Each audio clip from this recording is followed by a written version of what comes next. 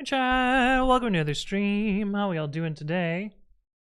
It is Monday, October 7th of 2024, and we are back for yet another stream. Now I feel like I said 2023 last stream. Hopefully I said 2024. Anyway, we're back for another one. How y'all doing today? Let me say hi to everyone who's here. Like JJMC was first. Beldots is here. No banana bread today. I was gonna make some pumpkin bread yesterday, but then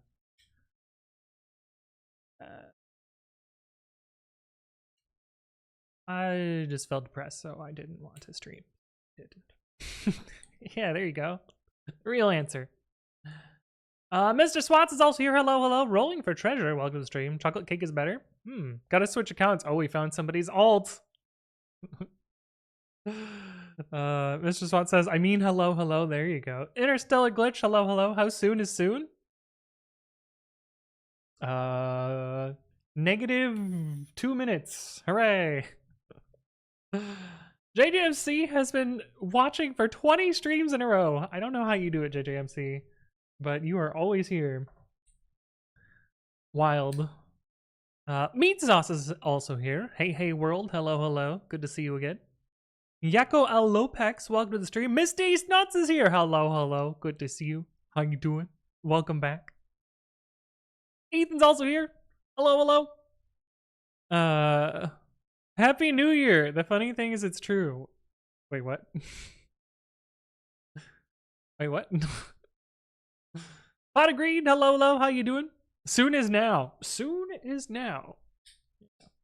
Okay, so the plan for today's stream is I don't have a plan, so we're going to be doing some old advent of code. I'm totally not just stealing this idea from Juicebox, who's also doing old advent of code. But she was saying that her goal is to do all of them, and I realized I'm pretty close. I just have 2 years that I have to finish. So we're going to try and do it from the beginning, because I think it would be cool to have all of these completed, just to be one of the few people that has done that. So we're gonna be doing some of them. Oh, Rosh Hashanah was last Wednesday. Ah, got it. Makes sense. Cool. But anyway, yeah, the plan is to go back and do some old advent of codes. Get some stuff. Oh boy. Before we do that, we got so many typos sniping. Don't care to fix them.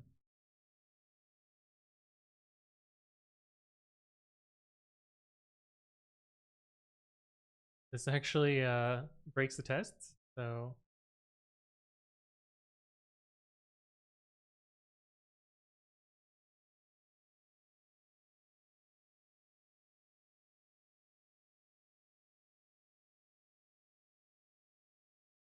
we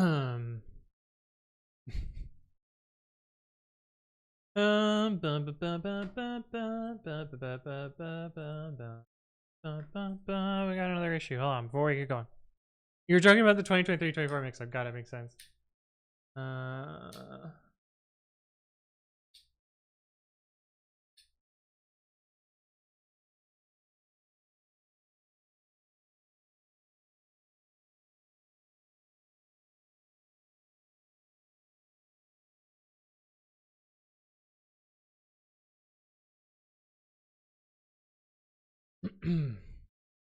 Okay, anyway, for reals this time, we're doing 2015 advent code. We're going back to the beginning. We've already done, why did we do 2 part 1 but not 2 part 2? Uh-oh.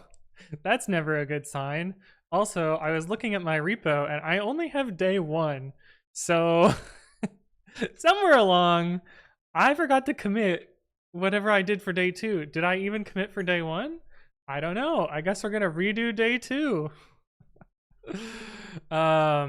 But before I do that, I wanted to update my template a little bit. I already updated the support module from the 2023 version, just because I knew that Eric wanted me to add my user agent, so I had to make sure that was in there as well.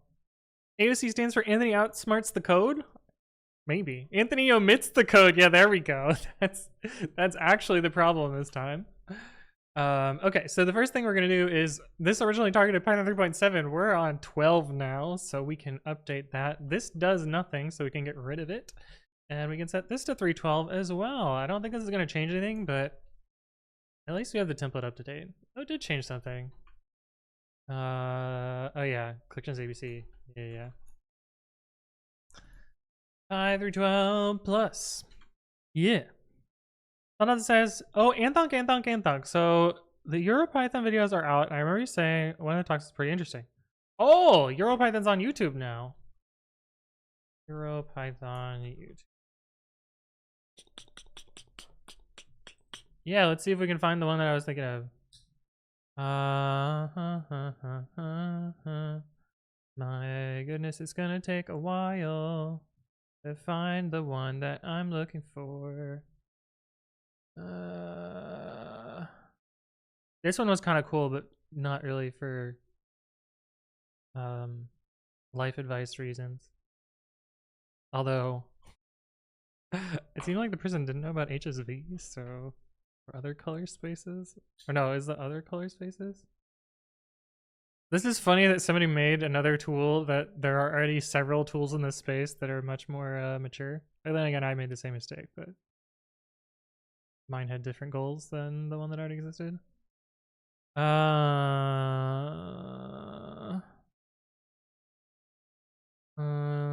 Where the fuck is it? I don't even remember the title, so that's why I'm just gonna find. I'm gonna look at every single one. We're doing this one. Okay, we found it. Here it is. Here's the video I was talking about. Go watch that one. Maybe after stream. Okay, anyway. Day 00 to day 2. We gotta redo day 2. Why does input.text exist but empty? I don't know how this works. Hooray! Okay, let's figure out what day 2 is supposed to be. Okay, multiplying numbers together. How many total square feet of wrapping paper should they be? Present with 2 times 3 times 4 requires 2 times 6 plus 2 times 12 plus 2 times 8. What? Oh, 2 length width, 2 width height, 2 height length. Okay. Yeah, because it's all 4 squares. Okay. Got it. So it's just person make it happen, I guess. Part 1.py. Okay, so for line in s.split lines, ABC equals line.split on x. This should be strings. And then ABC equals int AS, int BS, int CS. And then total equals 0. Oh yeah, we should have copied the test case. Sure. We could have copied another test case, but we can just stick with that. Total plus equals 2 times A times B plus 2 times B times C plus 2 times A times C. Return total. E is not defined. Suppose I capitalized it, and then Python, how does this work? Part 1.py AOC submit. Part 1? You don't seem to be solving the right puzzle. Did you already accomplish it? Yeah, and my timings are all gonna be fucked. Wait, this is a different number.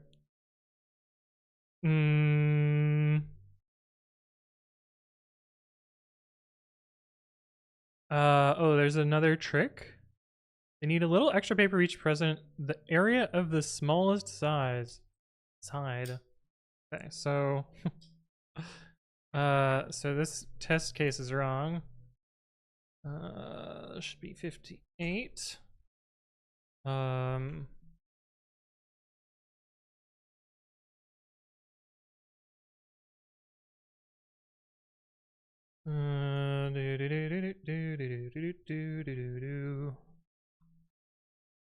Total plus equals 2 times sum sides plus min sides.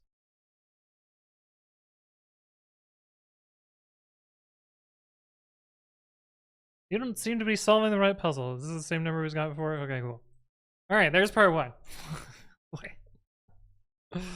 X message says I started doing 2015 advent of code today in Swift. Yo, sounds good. DDL says the answer is 7. It's 42. Kramer SV dies. Oh no. Okay, anyway. Let's see. Day 2, part 1. Okay, we're caught up. Right. Oh, how did I fix this before? Did we just exclude the inputs from pre-commit? Really, we did something like, oh yeah, we did. We did.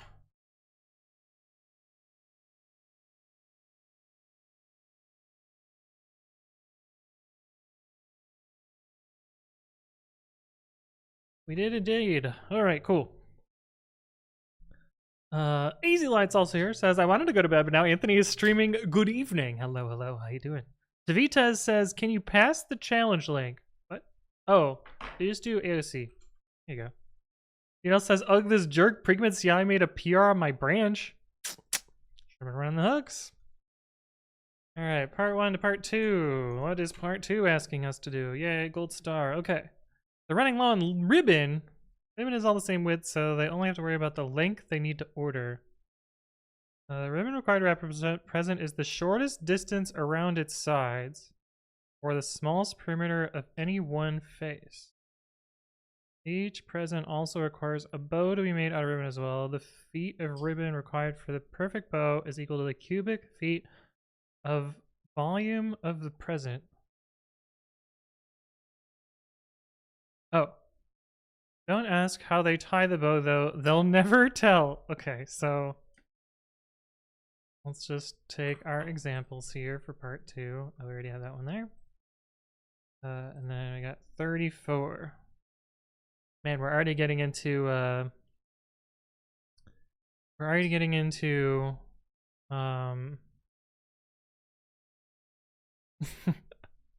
3D space.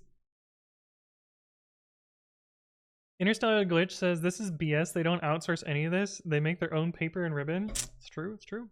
Imagine having cubic feet. Yeah. Then you could make cubic feet pics. Yeah. Okay. So they need to make one wrapping around the present with the shortest distance and then add the volume. So that seems pretty easy. So it's just the min of 2 of the sides times 4, or times 2 each. So subtract out the max and double it, I think. Let's actually put both inputs in here just to make sure. 1x, 1x, 10 would be 14? 14. Okay, so we got the same thing again. ABC. Isn't there a math.product? Does it take positional arguments? Math.prod? Yeah. Does it take them splatted too? Exactly 2 or wait, what? Oh, at most 2 arguments. Okay. Import math. So then we got return sum sides minus max sides. 2 times that plus math.prod sides. I think. Yay, math. 2. Not the right answer. Too low.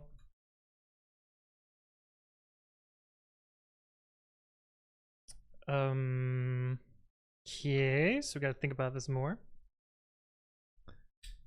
Math.dev win? No. Oh, I think that is actually another thing. No, what would it be? There's statistics probably.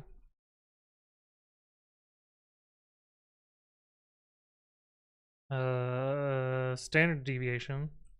Is that what you meant? I don't know. Bless you, I didn't sneeze. Or maybe I did. Okay, what the fuck did I do wrong here then?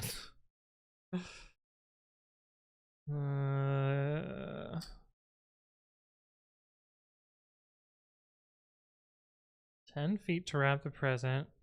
Plus... Okay, so the volumes should be... The volumes are obvious. That we've definitely done. Correctly. Unlimited Bytes, hello. How you doing? Welcome.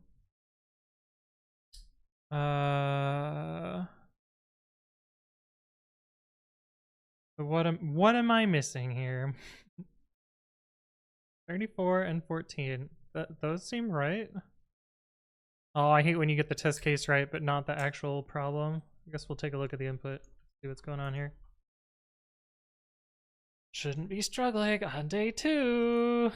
Probably just some stupid and simple mistake.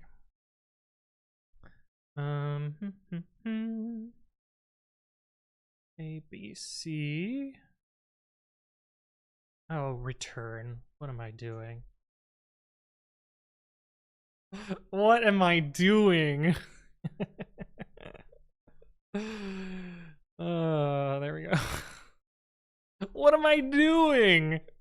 Coverage would have helped me catch that, but I didn't run coverage on it. Alright. Day 2, part 2. Silly dumb mistake. Cool. But yeah, my machine is fucked right now, so everything is always gonna show up as 0 microseconds.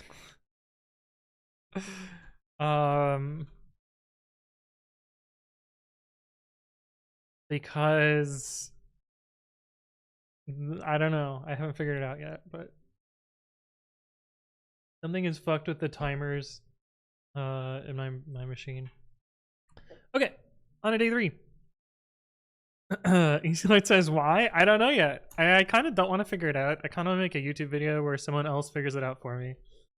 Because I feel like that's a great engagement farm. Okay, so we got day 3 now, which we also did part 1 of. I think. Which we also did part 1 of, and also didn't commit the code. You know, we're gonna push, that way I don't forget this time.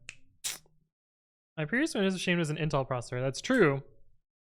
I wonder if AMD virtualization is at fault here? It could be. Could be. I haven't validated this on my other machines yet, either. I just know that it definitely wasn't 0 before. Unlimited Byte says, are you redoing all Advent of Code challenges in prep for Advent of Code? Yes and no. I'm mostly doing them because I want to have them all done. I want to be one of those nerds that's done every Advent of Code problem before. Literal instantaneous execution, yeah. Starting and stopping a sub-process takes 0 nanoseconds sometimes. Obviously the best. Okay, anyway. Perfectly spherical houses in a vacuum. Okay. Infinite 2-dimensional grid of houses begins by delivering a present to the house at the starting location. Blah blah blah blah blah blah blah blah blah blah. So this is set cover, basically. 0 time complexity, yeah. Insa says I do get add-up and stage certain chunks, but so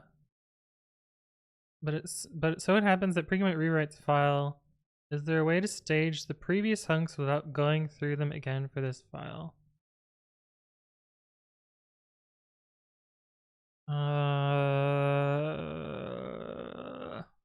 Oh, you mean like not doing the ones that were ignored?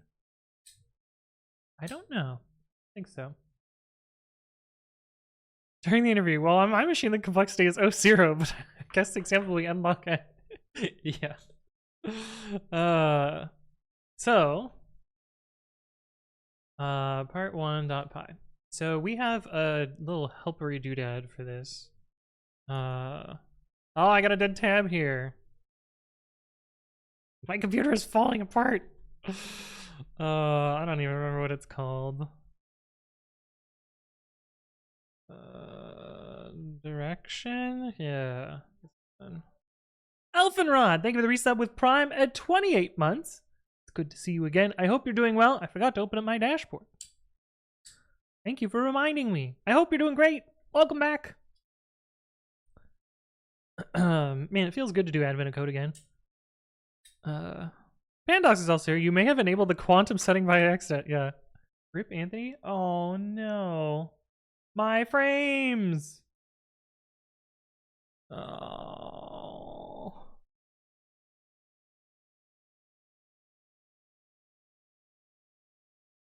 I think I'm back though. Man, that's annoying.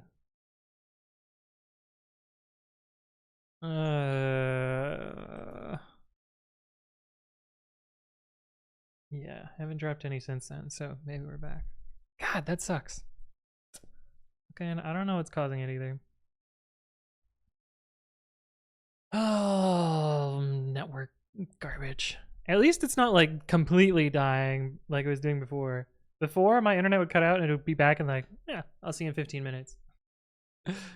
Super delayed now. Oh, is the audio mismatched? Oh, I fucking hate that. Do I have to stop stream again?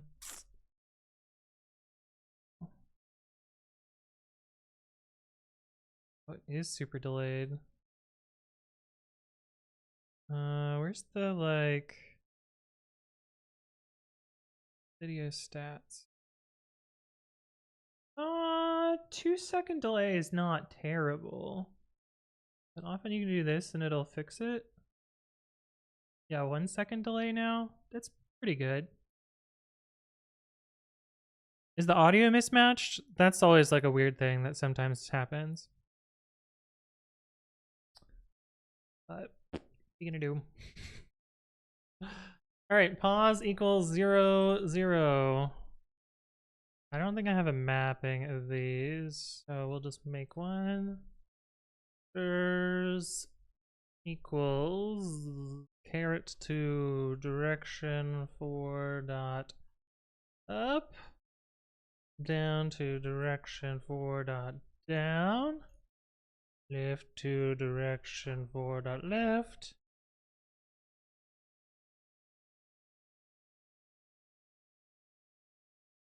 right to direction 4 dot right, and we need to actually import that.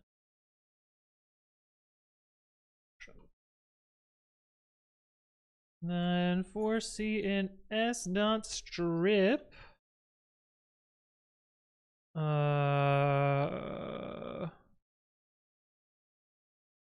there's C dot apply star pause. Pause equals this. Then at the end, we return the len of, oh, we need a,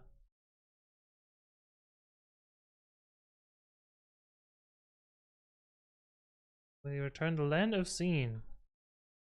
And then we gotta get one of our examples.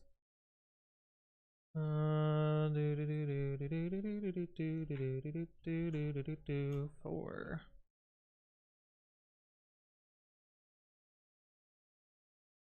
Turn it into a Wiktionary. Cannot import direction 4 from support unknown location. Oh, it's support.support. Wait, no, that's not right.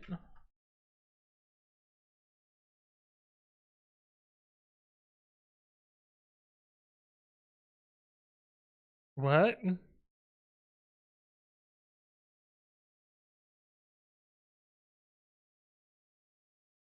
What do you mean unknown location?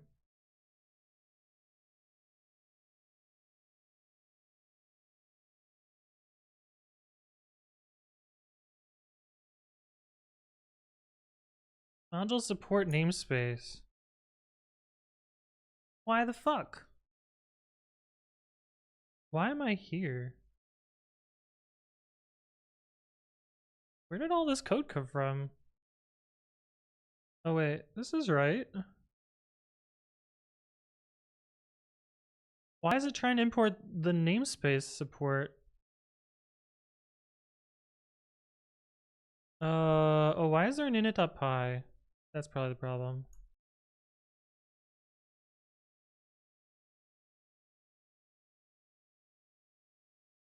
Why is there an init.py? I feel like there shouldn't be one. So the problem is pytest is assuming the root directory, and then this is on the import path.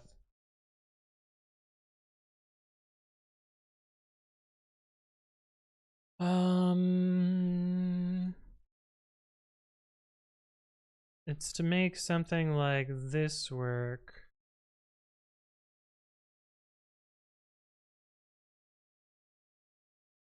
But that doesn't work anyway. I can't. I don't know how I do this before.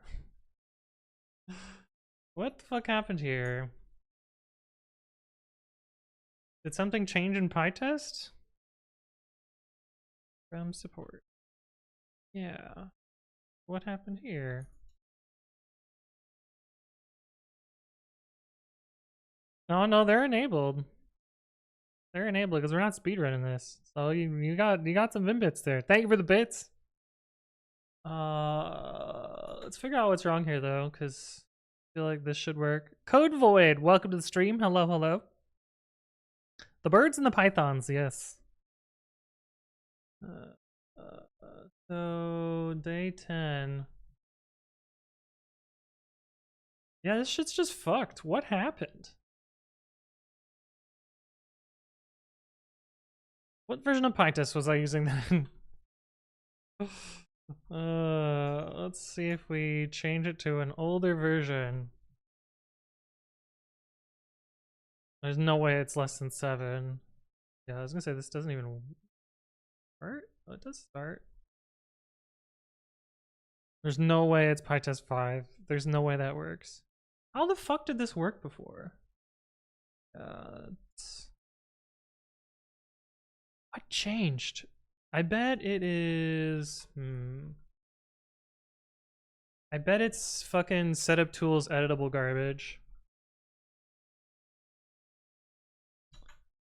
I bet it's the setup tools editable garbage.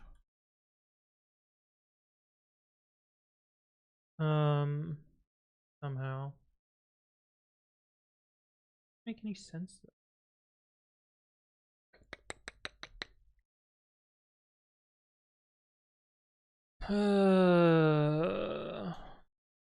I don't remember what the environment variable is.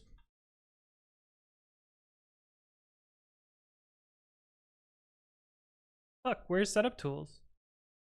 Oh, I don't have setup tools. Oh, right, because it's 312. Dude, what the fuck?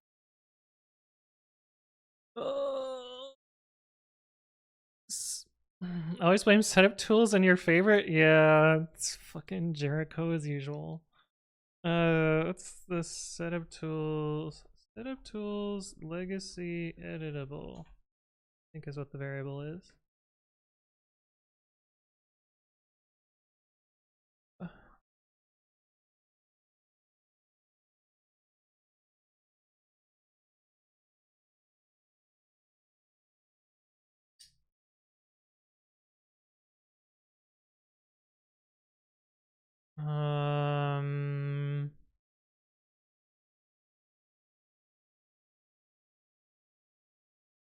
This guy maybe?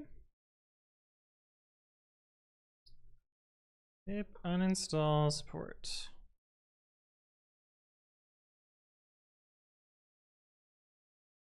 Install -u support. I mean, the other fixes we just renamed the support directory.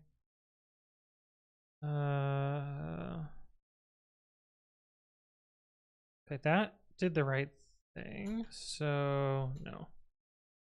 Day 10. Yeah, it's fucking setup tools.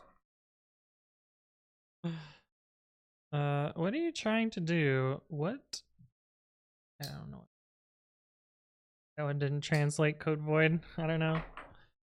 Ugh, this fucking sucks. Okay, I guess we just rename set it support to support source. So dumb. Alright, but we must do it. Git move support to support source.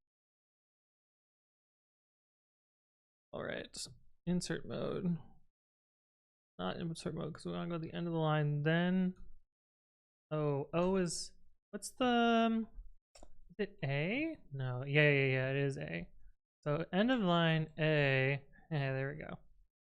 Coming back, chat. Whoa, what is that weird? Is there tab complete for? What? It's not there anymore.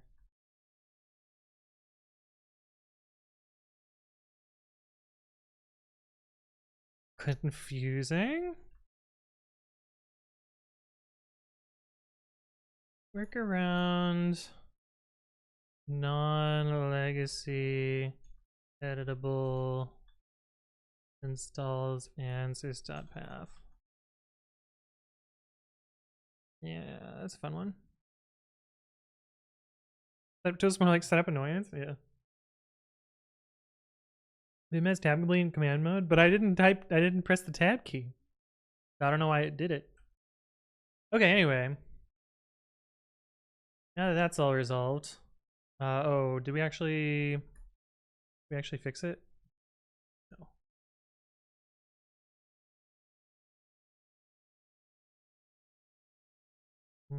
Now I can do this. And then PyTest part 1. Yeah, there we go. Python part 1, ASC submit part 1. Invalid int literal with base 10 module support. Oh yeah. I gotta run a print at the top. You don't seem to be solving the right level. Did you already complete it? 2565. Hell yeah, we did already complete it. All right, day 3, part 1. Cool. What is wrong with Vim motions? I don't know what you mean. Oh, but this is shitty. Because these are first party. What do I have to do here? There's a fucking setting for this that I don't like because that's why I named it support so that I didn't have to do this. But now I have to do this setup tools. Application directories, and I intentionally made the name really long because I was like, no one should ever have to do this. If you're doing this, you're doing something wrong, and I am definitely doing something wrong. We want ::port source.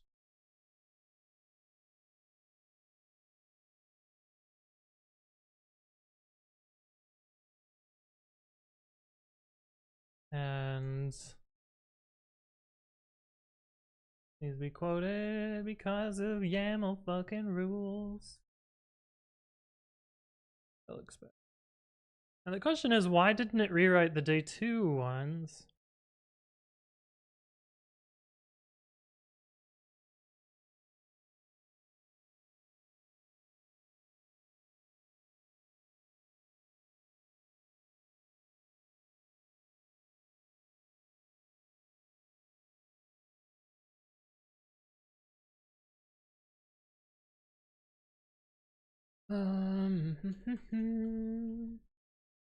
Little history edit there. There we go. Why Nino? I'm not using Nino. What's Nino? That sounds like a cool new editor. Torture.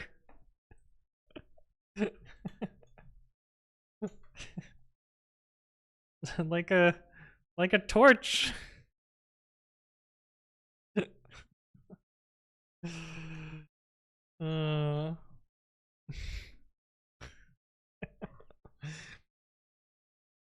Are you doing something wrong, or did somebody wrong you? Somebody wronged me. The same person that usually wrongs me. But yeah. Anyway. All right. Santa creates a robot version of himself. Robo Santa. Oh my. Start at the same location, delivering 2 presents to the same starting house. Then take turns moving based on instructions from the elf. Blah blah. This year, how many houses receive at least 1 present? At least 1. Wait, what?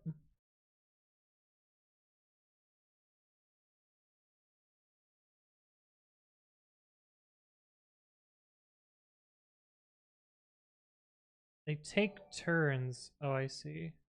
It's two things.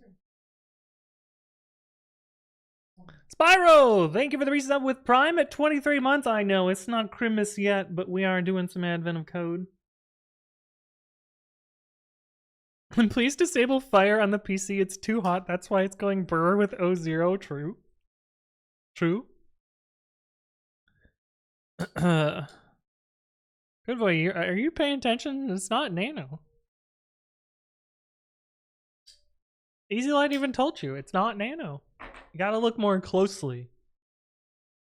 Gotta open your mind.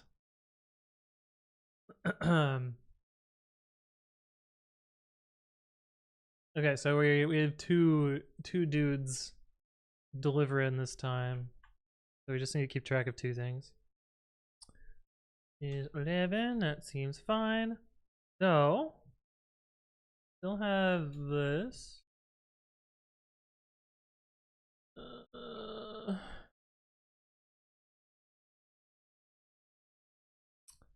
What is the again? There's a pairs, but we're gonna make pairs because I can't remember how to do it. Generator.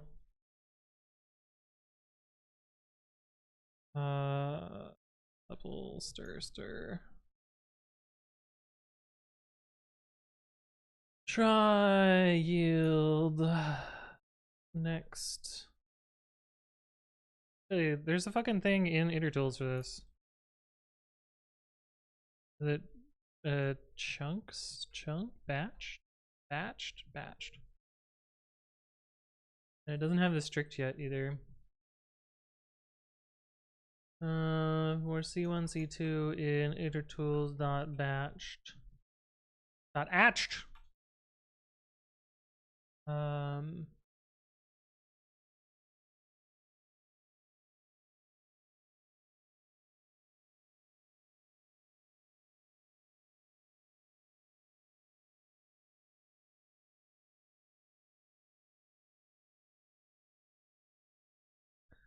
Lore Sayer says Nanu Mork. What is going on today? What? I search you and you, Neto, yeah. What is Babby? my guy. I'm sure you have one of these things with a little clicker on it. And you can click it. Granger! Hello, how you doing? Hey, Monkey Man's also here. How you doing? I actually paid for Winrar, says let your brain work a little.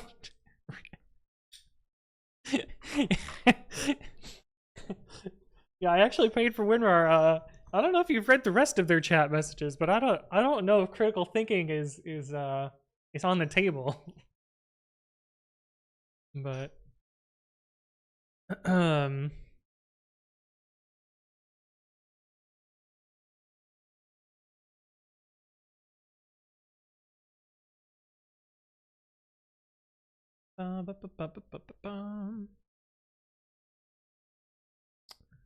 for operations, then positions equals there's C apply pause for C pause in zip ops positions, and then C.update positions. Way fancier than the shit needs to be, but it looks kind of funny. There we go. And now it works for arbitrary n. Hooray! Iter tools. You're an iter tool, yeah. A thing with a clicker, don't you mean a pen? It's true. This does have a clicker, doesn't it? Well, this one doesn't have a clicker. You need import iter tools as iter toosle.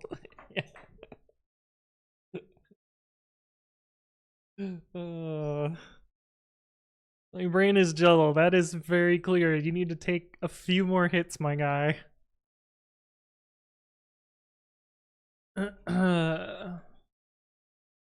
Direction 4 missing. Oh, I forgot to splat.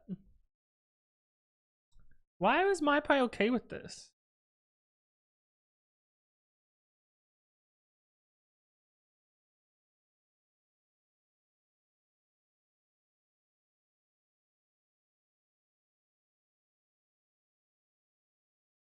Annie?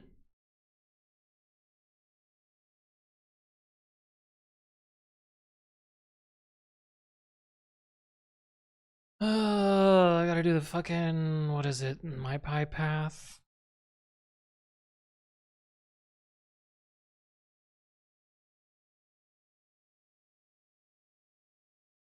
There we go.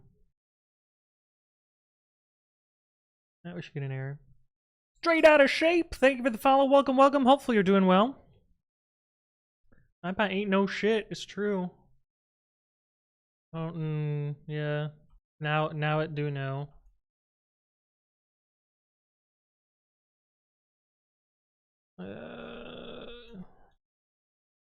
Rebase that into the other thing. Oh, what? Oh, I do have one of these. Oh, I had this already. God damn it. I was pretty sure that I had done this already. And it's true that I had done this already. No, I'm not high right now. That is for late when I do Java. Alright. Okay, part 2. Yeah, let's go. 0 microseconds, the fastest computer under the sun. Day 3, part 2. Alright, cool.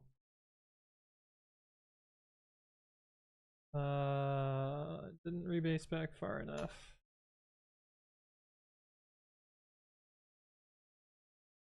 Sweet. Okay, that's day 3. How many days do we want to get up to today? I don't know. We'll see how long the next one takes. Day 4.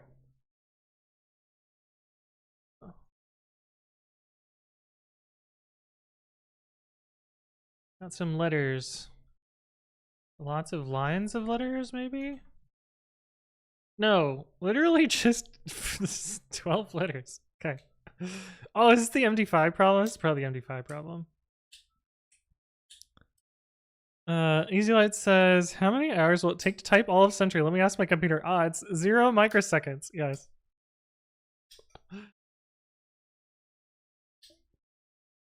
Oh no. This puzzle starts off horribly. This puzzle starts off horribly. Eric, why did you do this? You couldn't have known in 2015, though.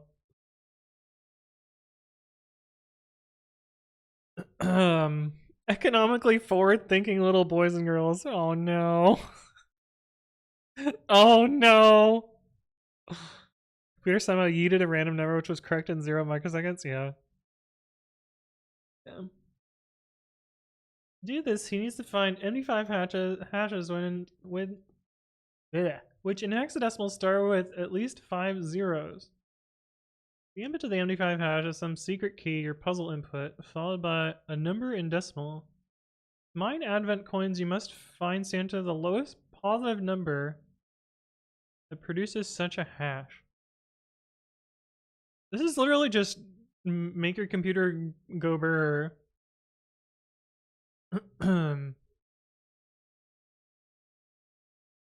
Yeah, this one's not an actual interesting problem, I think. But this is literally, can you? This is before Eric. I think this is before Eric had really refine his puzzle making. Unless there's some, like, I mean, I know MD5 is quote unquote broken, but I know MD5 is broken, but I don't think there's like a well-known mathematical thing for it. Equals 0. Is it 0 padded? I guess it starts at 1 to avoid that. While true, if hashlib.md5 si dot hex digest dot starts with 1 2 3 4 5 5 zeros. Is that what it was? Then return I. Otherwise, I plus equals 1. This seems dumb. Does MyPy know that that is unreachable? Base is assigned to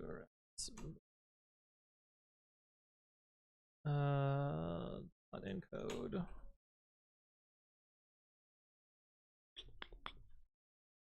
feel like this one is just gonna go burp. Take a while, but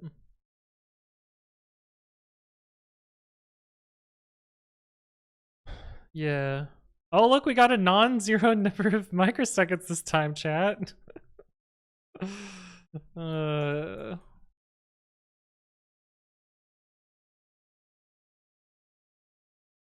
Well, we mined some advent coins.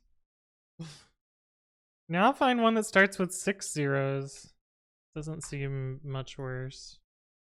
Seems like a bad problem. We don't have a test for this one because no test was given. So this just seems like make your computer go burr for a while.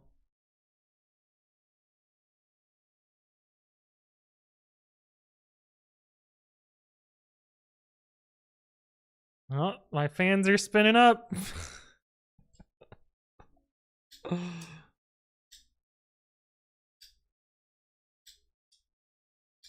I mean, I'm very unsatisfied with this problem.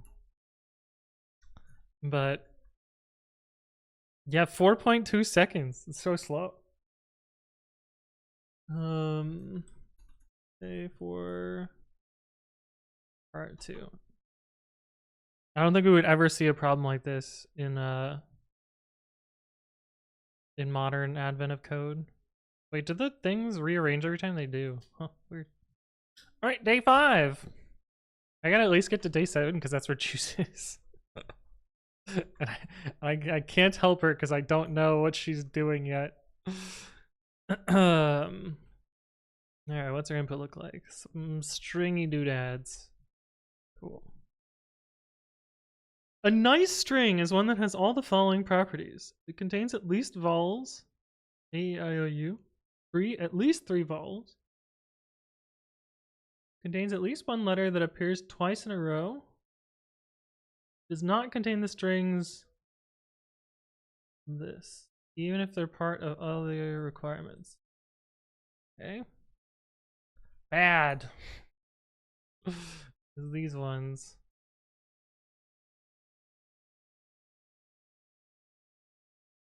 You know, you could probably do this with regular expressions.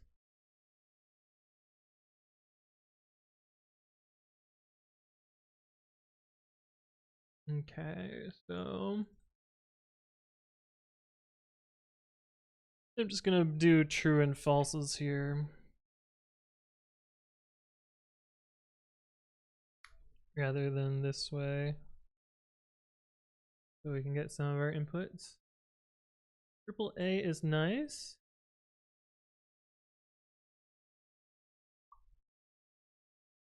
How? Oh, because it doesn't have any of the bad things. Yeah. Like I thought it had to contain the bad things, but no. This is not. That's probably enough. 4 line in S dot split lines. Split lines. 0. Let's probably just count all the nice strings. Yeah. Okay, so then we just gotta do. Just gotta figure out if any bad in line for bad in bad. Continue.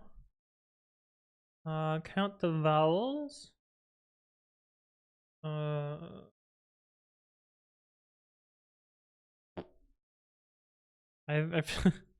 just gonna write a bad solution to this, because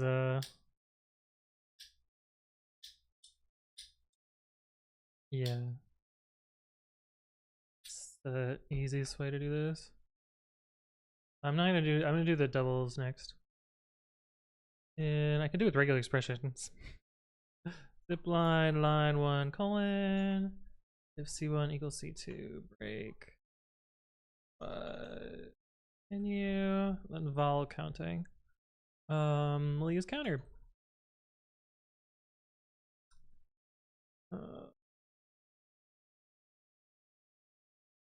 Counts equals collections dot counter line.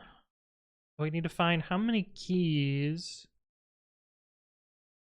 match the vowels. Oh, is it 3 unique vowels or just 3 total? Oh, it's just 3 total. Maybe counters is overkill here. For C in line, if C in this, then yeah, this is hilariously unoptimized, but that's fine. Vowels plus equals 1, if vowel greater than or equal to 3, then total plus equals 1. Earn total. Oh. I guess these are going back to integers.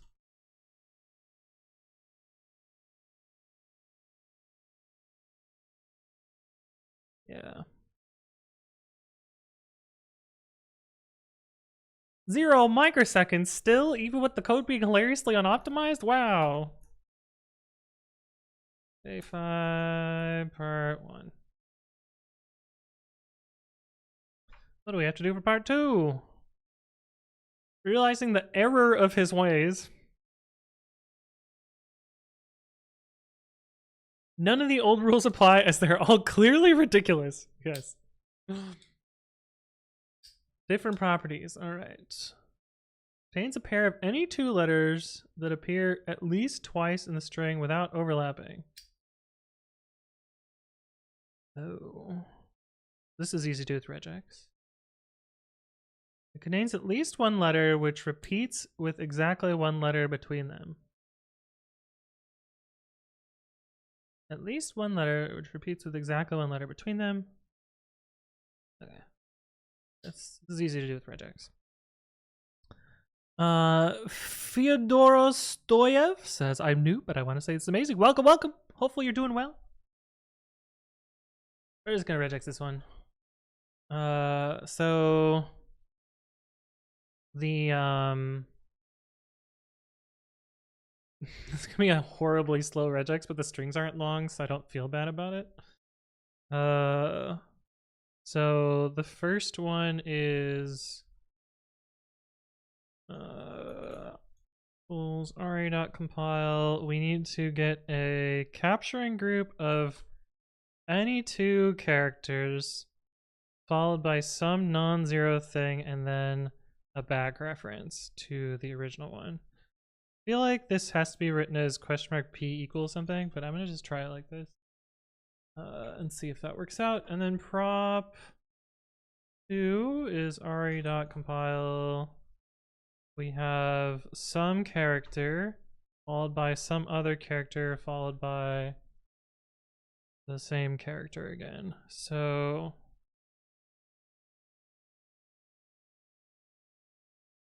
Search not match, search line, and prop2 dot search line, then total plus equals 1. And then we'll get some of those cases. So wild thing happens on Sunday, chat. I went for a run, as I do with Run Club, and for whatever fucking reason, the bees that day were out of their goddamn minds. They were very, very, like, interested in all of us sitting around and would not leave us alone for whatever reason. And I don't know what it was. They were just obsessed. And I was like, fine, whatever. No one really had any problems with them. They were just kind of annoying and around. And some of the people in the group were very clearly afraid of bees. And so they were like freaking out. And I was just hanging out because I'm not really worried about being stung. And then I get home. Well, then I went climbing. And then after climbing, I went home. And I went for a walk. Just to go for a walk. And I got fucking stung by a bee.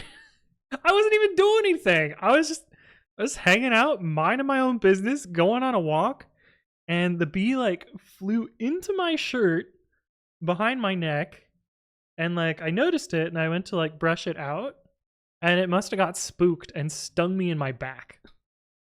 And there's a big lump there, which is really annoying. But anyway, I got stung by a bee. It's been years since I've been stung by a bee, so I was very surprised by it. But at the same time, it was just nice. Let's go. It's 69, chat. Yeah. Sounds like I invaded the bee's airspace. That sounds sore. The thing is, like, I walk this same route every single day. Every single day. And so, and I've never seen a bee on this route. Ever. But this time there was one that was just very interested in me, just like after running, very interested in me. And then it stung me. The worst was because it was on my back. I couldn't see it to get the stinger out. So I just had to walk home while there was a stinger in me. Because you don't want to like pinch it or scrape it because it'll break off inside of you. And I might have even done that, so it might still be in me. But so I just like deal with the venom going into my back the whole walk home, and then I was in a mirror and I was able to scrape it out. But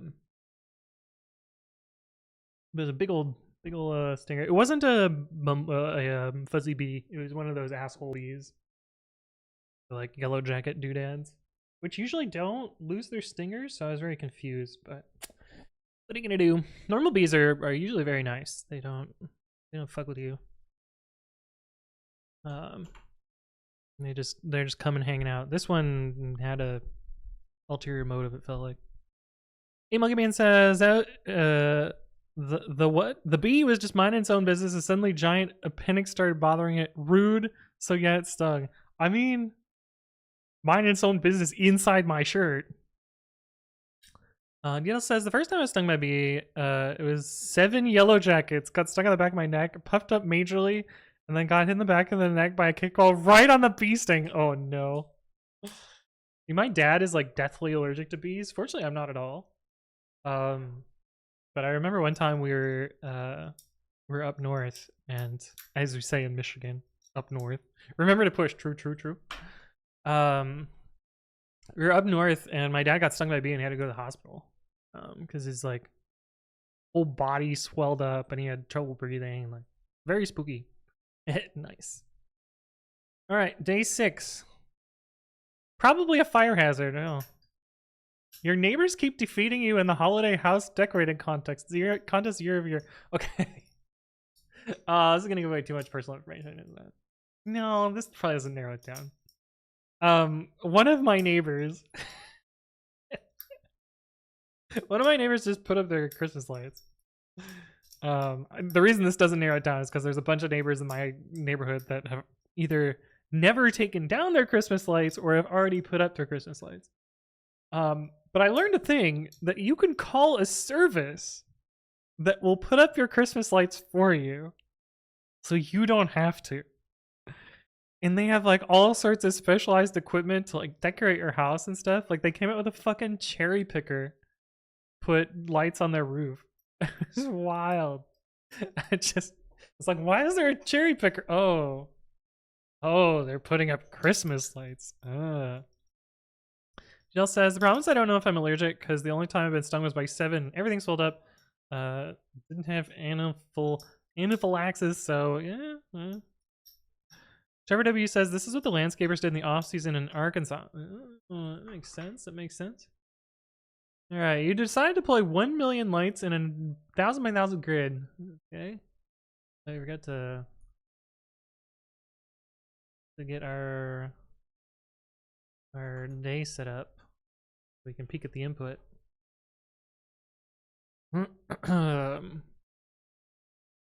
Okay. 1 million lights isn't that much. I feel like this one's just do the thing. But I'm guessing part 2 is like, okay, now billionify it and you just have to like compute the squares and stuff. How many lights are lit? Yeah, so I'm just gonna do the brute force, even though I know part 2 is gonna be like, haha, get fucked. So they're inclusive, their ranges. Too bad. Got 3 types of things. Their instructions, 4 line in S. How do I want to represent all of these bits? 1,000 by 1,000 is not that much. We could just say, are there coordinates?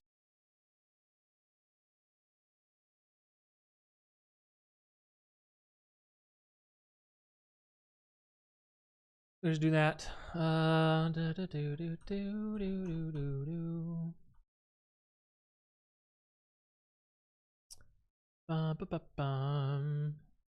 Earn some row for row in lights. Get our answer there. Don't really have good test cases here, so get rid of them. And we gotta figure out the various instructions.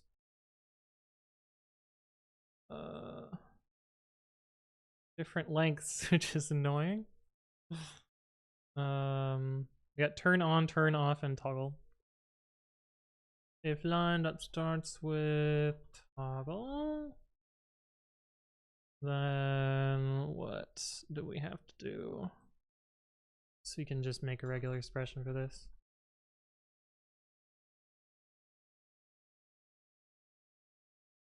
Turn on, turn off, toggle. And then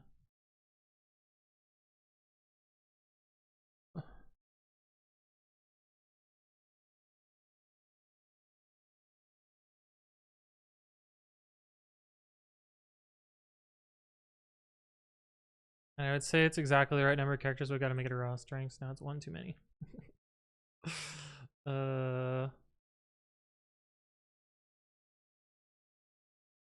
We could just say full match. That's what we'll do. All right, match equals pat dot full match line. Match is none.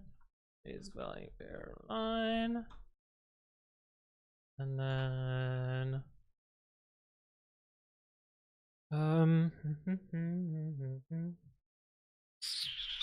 it's the easiest way to do this. Dota says, OMG, you know regex, holy moly. This isn't even complicated.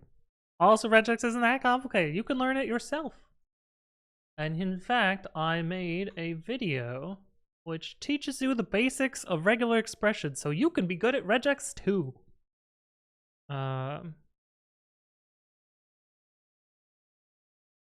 What is the best way to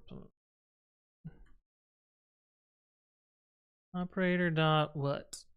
What is inv? That's bitwise. Operator dot. Well,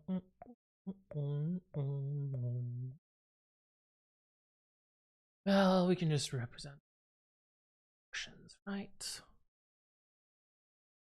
Equals turn on lambda this to 1, turn off turn off lambda this to 0, and toggle to lambda x to x or 1. Yeah, toggle bit. Cool. So then we can just do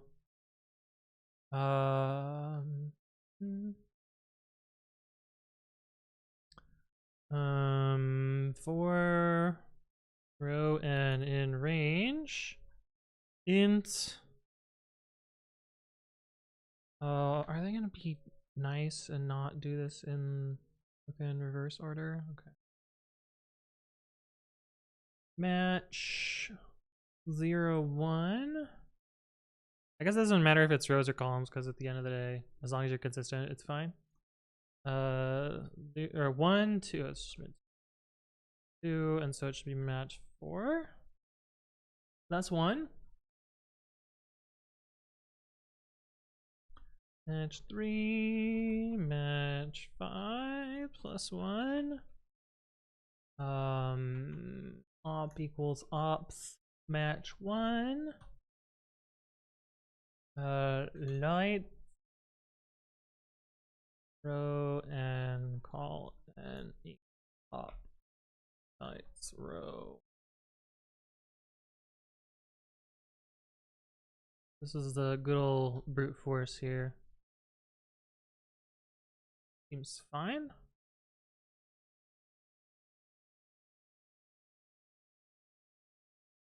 Invalid int for literal base 11.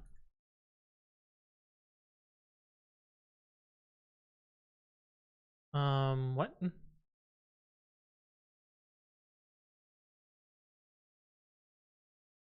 happened here? Value error T. What? How did I get a line that just has T?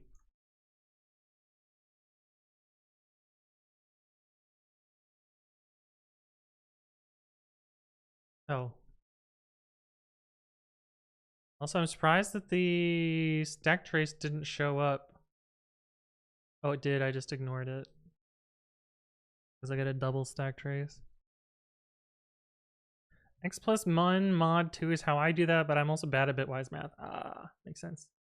Regex dialects kills me every time. Vimpril, ripgrep, etc. I never know which one I'm thinking on. I feel like egrep is fairly standard and not that complicated. Sorry, Rennie says, so Chan, how do you optimize your regex, like turning off backtracking when you don't need it? Optimizing regexes. I feel like if you have to optimize a regex, you're better to just turn it into a parser instead. Even optimal regexes are gonna get beaten by parsers. Unless you have a JIT regex engine, but those are not that common. What was I gonna do? I was gonna rerun it. Oh, that's slow. But fast enough, right? Yeah. Alright, now what do I gotta do for part 2? Day 6, part 1. Part 2 is gonna be like, oh, now do it 1 billion times.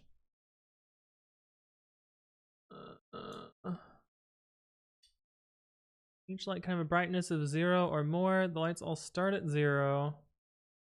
Phrase turn actually means you increase the brightness by 1. Oh, this is easy. Turn off means that you should decrease by 1. Toggle means that you should increase the brightness of lights by 2. Oh, this is fucking easy. Never mind. I was all worried I'm gonna have to optimize it, but it turns out that this is easy as fuck.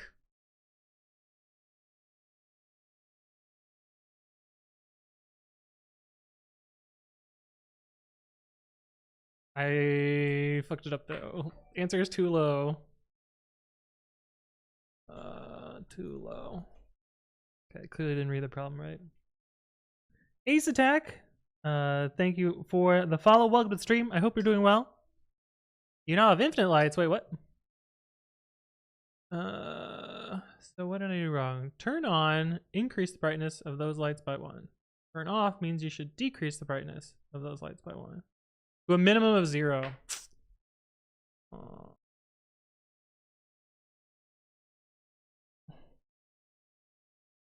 That's where I didn't read. That's where I didn't read. We can't have negative brightness. Too recently, I have to wait for 12 seconds. Oh, my computer fans spun up on that one. Surely it's been 12 seconds, right? 1 second. Hey, there we go. It is wild how quickly the spans spin up and then immediately spin down. Like, oh, we just needed to blow off this one little bit of steam.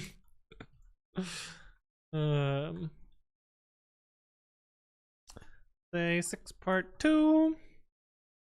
Santa, why did the elves know how to make a particle accelerator, right?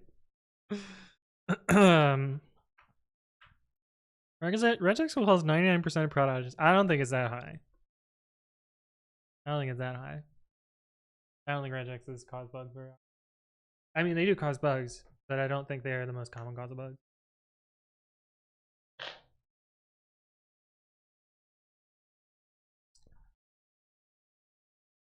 There are many famous outages caused by regexes, though. Like the Cloudflare one, where something that I don't remember. I just remember it being a problem.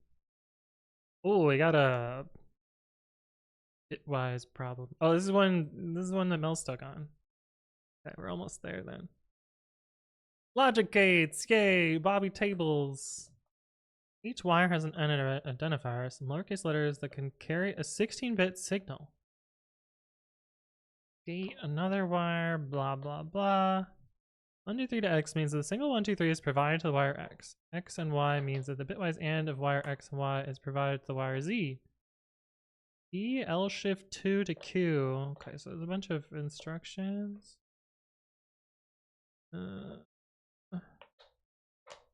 Yeah, left shift and or not.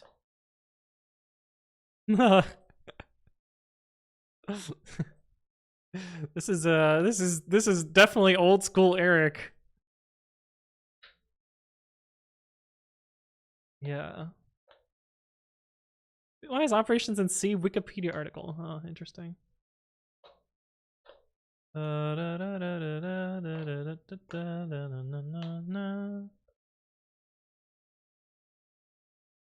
Okay.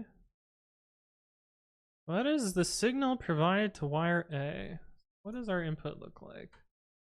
We should have things like this in some cases.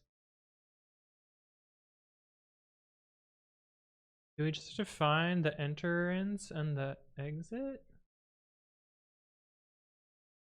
Oh, it's the fucking drop song chat. There are multiple inputs to this. Okay.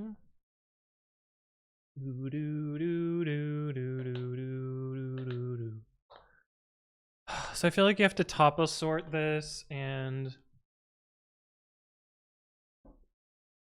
go from there. How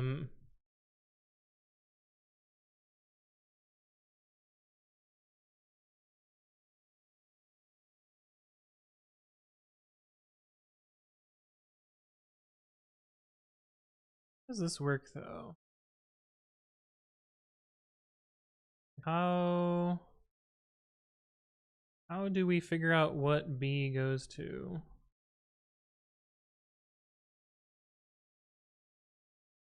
We have like a not that.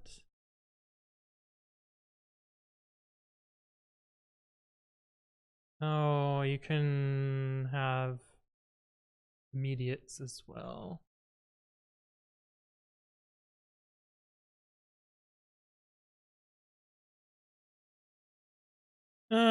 So how many instructions do we have? 340. So if I were doing this right, I would topological sort all of these. But I think I'm gonna just run all of the instructions until they're like runnable and just defer anything that's not runnable.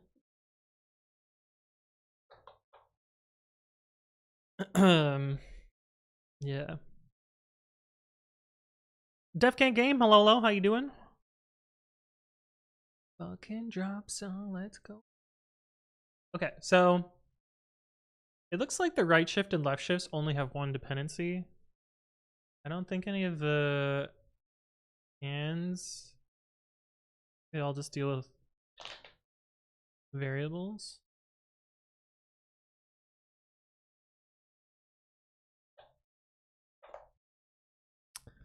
So we got some like basically unary inputs and then some binary inputs. So I think we'll just parse everything as instructions and go from there. So we have what? We're gonna make a protocol.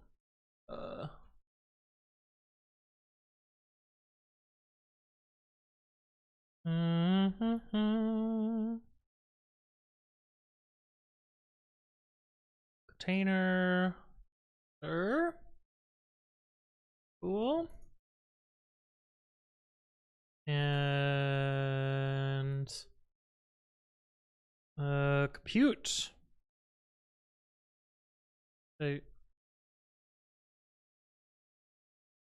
My washer just made a noise, but I didn't touch it. I haven't touched it in days. Actually, we'll just make this dixter int. And this will basically check whether its prerequisites are done, and then this will just do its result, I guess.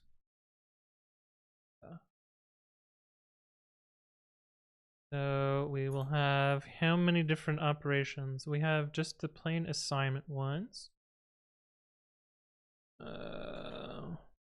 Suitable self-reg dixter int to bool will always be true. I spelled computable wrong. Def compute self none. Self, or wait, this has to take in the registers, of course.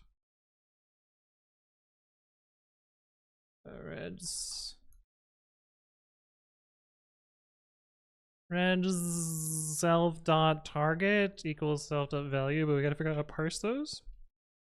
Step washer, no. I'll probably make these name tuples.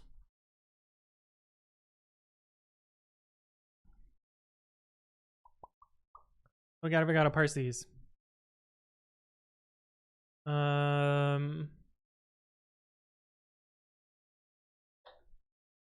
I guess we can also say that this is parse.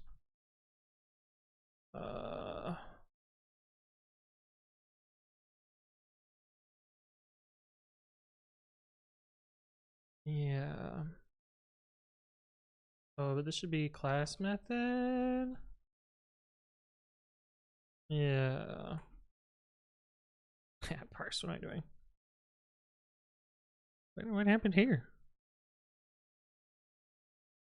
Just trying to help get the load out. I didn't even know you could pin messages. Good job pinning. Off or none.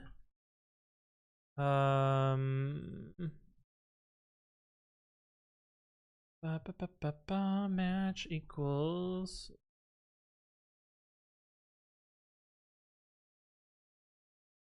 back D plus captured to arrow dot plus $.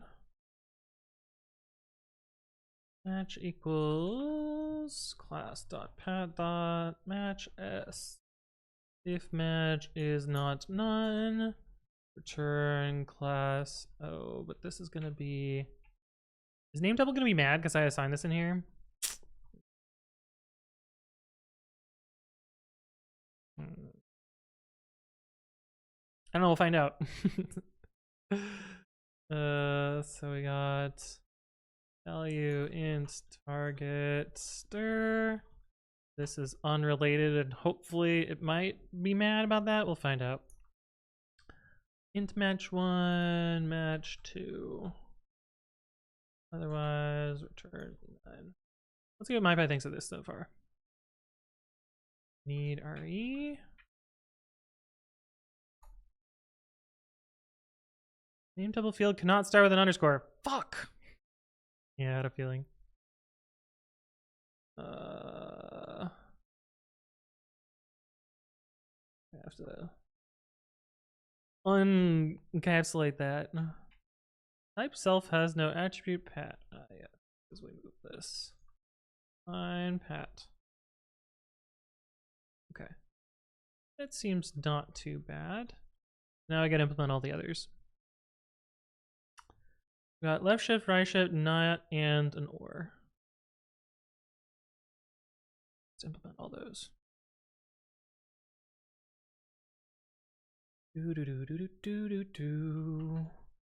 Class. We'll just implement and an or at the same time. Because they're basically the same, right? Opster. I guess we can just be callable.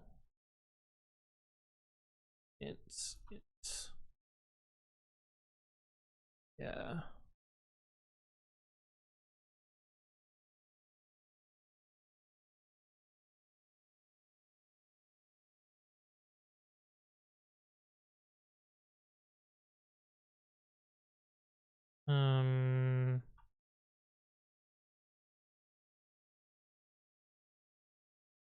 Okay, that'll work. That'll be our callable. We'll have reg1 stir, reg2 stir, target stir.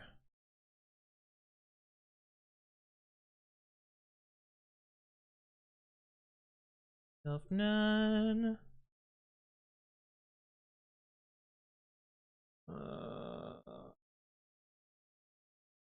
We have an operator.l shift.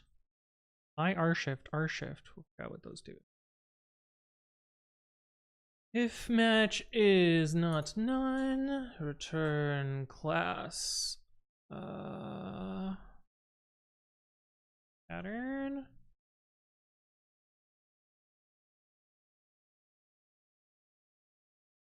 Not space plus and or not space plus to not space plus $. Be consistent here.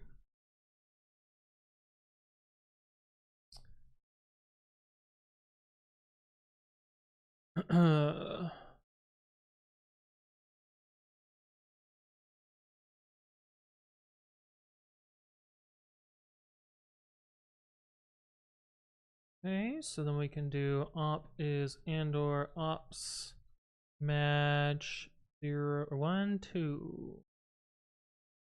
Then reg1 is match 1, match 3, and match 4. Okay, cool. So we did the and ors now. Let's move on to the old left shift, right shift. Ruhiz, thank you for the follow. Welcome, welcome. Hopefully you're doing well. I think it's been anything for ages. Yeah, I just don't think it's ever happened in my channel. Left recommendations, keep an eye out for sales. I don't know. My laptop is being spooky right now, so I don't know what to deal. I don't know what to recommend. Shift int. I guess. Register target stir. Oh, I forgot to implement the other part of the rest of the damn class. I just did the parsing. I guess that's part of it.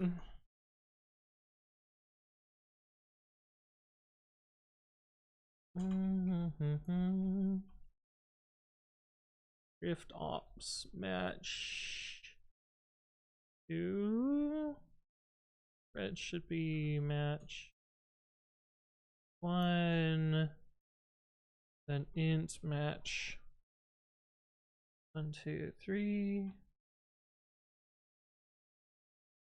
Oh. Hope there's not a typo because that just barely fits. Shift pat equals re.compile starts not space plus L shift R shift. Optimize that a little bit, who cares? And then digits. Arrow to not space plus. We're definitely over engineering this, but that's fine. Shift ops equals L shift to operator dot L shift and R shift to operator dot R shift. Not our shit. We careful. Transylvania boy. Hello. How you doing? We've also got Aruhis. Says hola. Hello. Welcome. New question, but why class method? Because it's basically an alternative constructor. Yeah. It wouldn't make sense as a method because you'd have to build the class first and then call it. So this is from the class.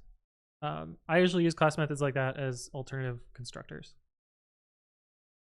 Slash not named tuple. Oh, let's actually implement these. I got to do it. Def computable self reg stick stir int cool. Stellar Regions, thank you for the follow. Welcome. Hopefully you're doing well. Turn self.reg1 in regs and self.reg2 in regs. And def compute self reg stick stir int none. Regs self.target equals self.op regs self.reg1 regs self.reg. Easy. Def computable self reg stir int to cool. Turn self.reg in regs def compute self reg int none reg self.target equals self.op reg self.reg self.shift. Ilya, thank you for the follow. Welcome. Hopefully you're doing well. Then we gotta do not. I got rid of my little thingy thing. I think it's just not, and then notepad equals file not space plus to not space plus $sign raw string because yeah. Register target stir def parse stir to self or none. Match equals not match s. Match is not none. Then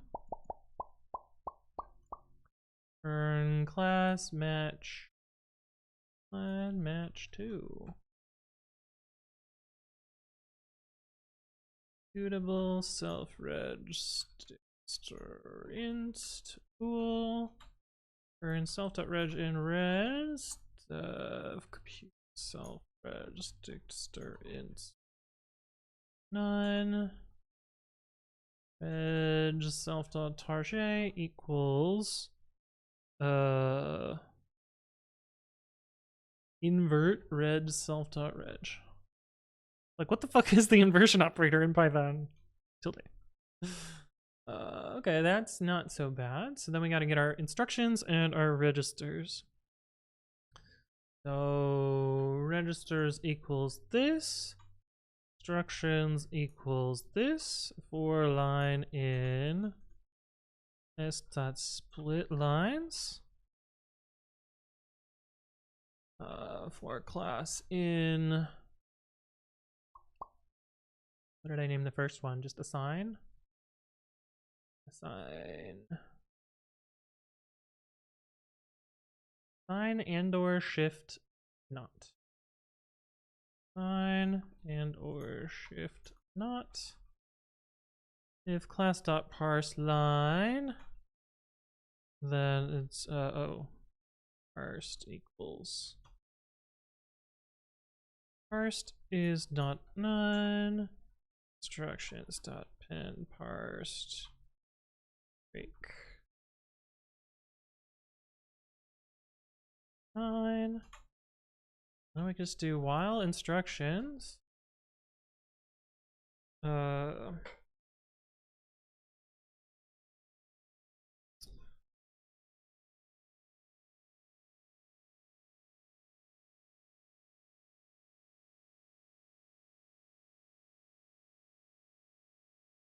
It's just the laziest way to do this is just try each one until it's computable until they're all done. I could topo sort, but this is probably going to compute in plenty amount of time, so it shouldn't matter. If inst.computable regs,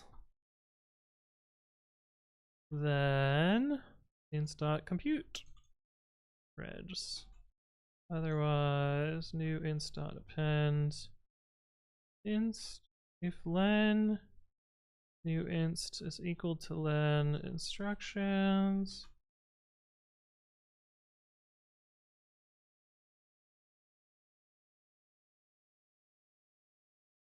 If we didn't modify anything, it should be an error.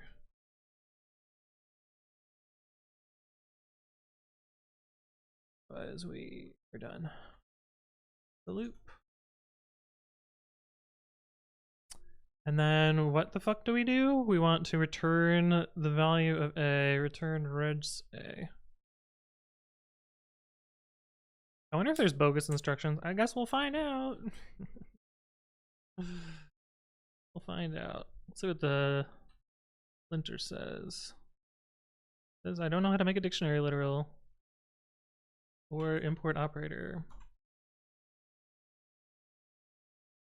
or callable. Need annotation for regs. Really? You can't tell that this is dictster int, even though I've only passed it to functions that take dictster int? Oh, my Py doesn't know about back pressure. Okay. I use value error lx to a. We just have a straight up assignment that's register assign? I didn't see that in the input. I guess we just have a variable assign. I didn't know we had any of those. Guess we gotta make another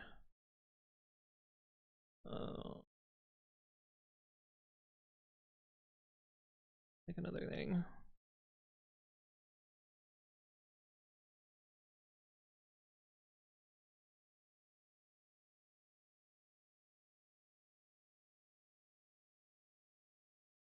Let's copy paste.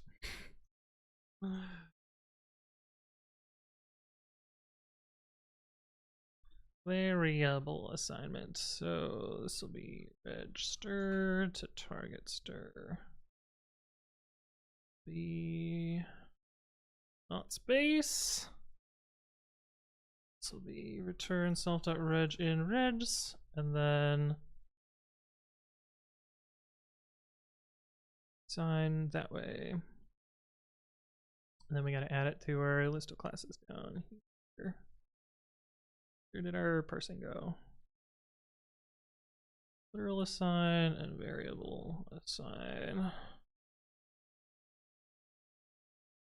Yeah, should not be an int. Good call, typing.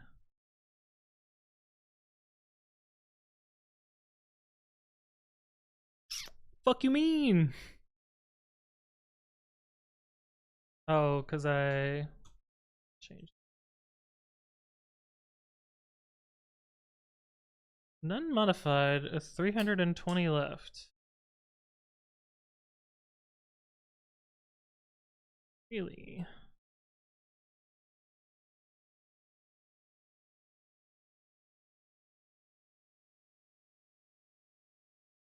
Uh, 320 is how many we started with, right? So we had 339.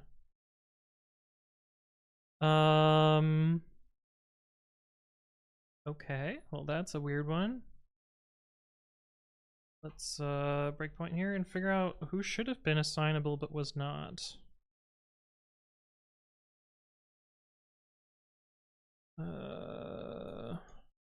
Just got a bunch of single character ones. Day 7.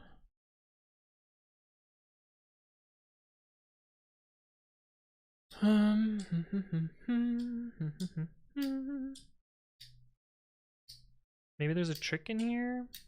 I feel like not. We should...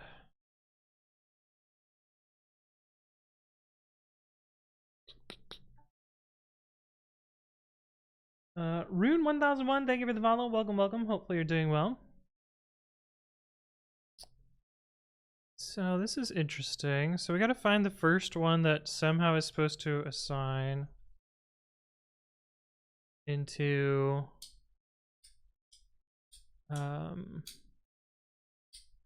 probably the double letter ones. We've just got a mess here.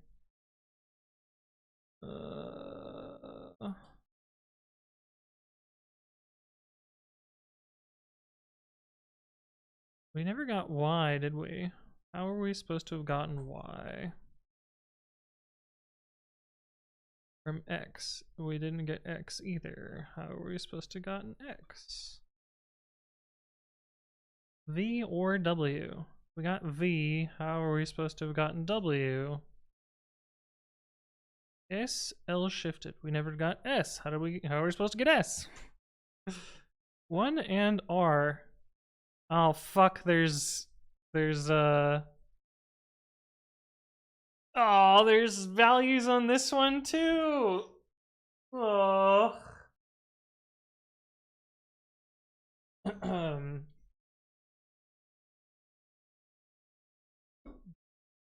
So it looks like these can take not strings. They're not always strings, sometimes they're numbers. So I guess we should just call this assign again. And we have to determine the source and destination based on whether they're values or not.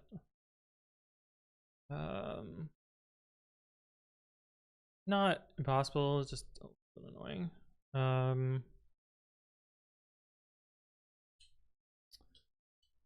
So what? We need probably a resolve.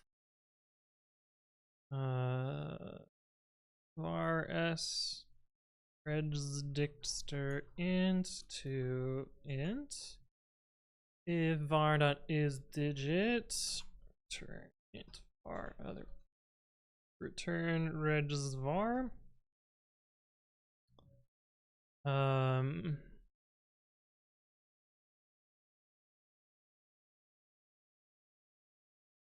Why did I do var s? What am I doing?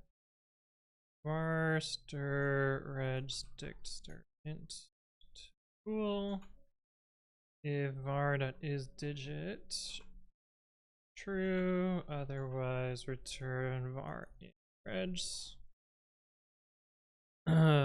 Is the instruction class only for type hinting? This? Yeah, I guess I thought I was maybe going to need something that took this as a protocol, but it turns out I didn't. Actually, I'm kind of surprised that MyPy figured that out without it.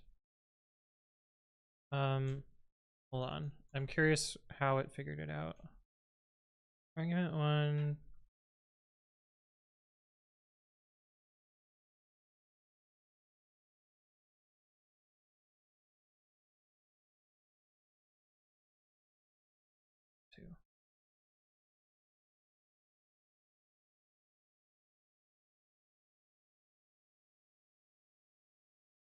Like, I wonder what it thinks the type of instructions is.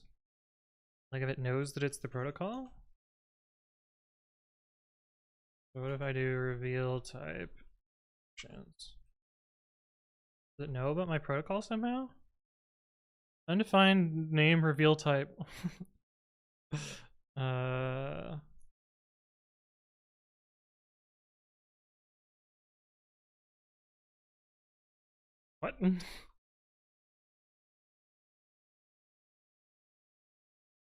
Oh, there we go. It's a union of all of those types. Okay. So I don't actually need the protocol. I thought I was going to need to annotate with the protocol, but turns out I do not, because MyPy just infers the union and the union works fine. Anyway, unions. Drunk Time Lord, hello, how you doing? On the input 1 and var x, can we just simplify it to only var? Sure, but who cares? Actually, you can't because it's bitwise and. So it's the least significant bit.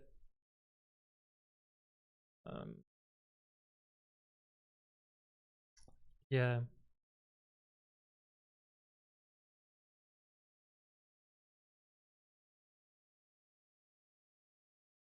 Actually, these all just become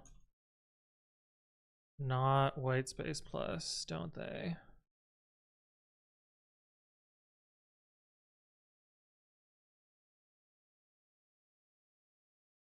So we just have to do return computable self.source regs. We gotta re-implement all these other ones. 1, 2. Turn computable self.source 1 and computable source 2. I'm gonna do resolve self.source 1 regs, self.source 2 regs.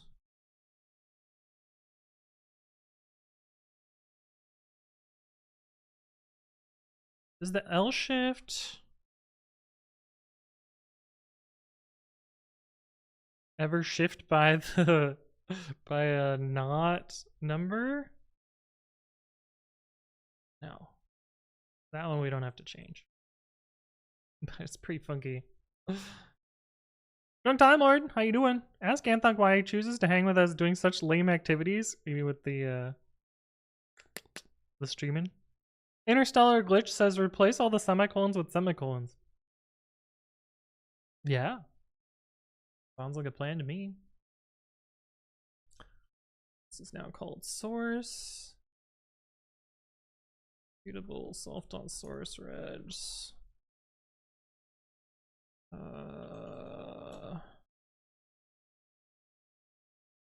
Resolve this. We don't have to do this because our data doesn't have it. In theory we should, but yeah. I don't know if this one is in our data either.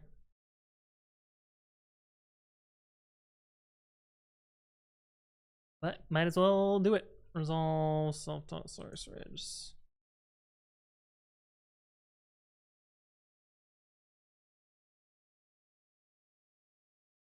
Ta-da! Suspicious number of microseconds. Wait, why is it 3 times slower? Ah, there we go. 0 microseconds. My computer is so fast, chat. It took 0 time. Oh, it's fucking cursed. Submit part 1. Yeah. In 0 microseconds again. Day 7, part 1. Breakpoint called. Wait, how did that not get hit?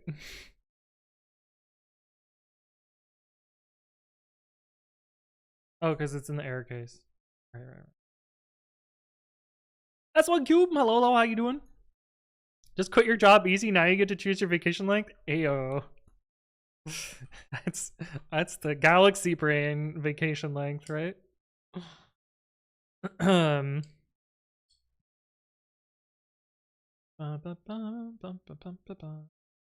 Saying it was acting spooky? I mean, that is the spooky that I was trying to tell you, but yeah. You know, Seller says it's not a semicolon. Oh, do you have one of those funny Greek semicolons? Aim Lucky Man says it actually gave the result even before you hit enter, but it just can't give you a negative time. Yeah, the computer is haunted. Now take the signal you got on wire A, override wire B to that signal, and then reset the other wires, including wire A. What's the new signal ultimately provided to wire A? So we just have to run it twice, I guess. How do we do that easily without the code looking like shit? Not hard, it's just annoying. So we definitely need a copy of the original instructions without the one for assigning to B. Right, because we have one that's just to B. So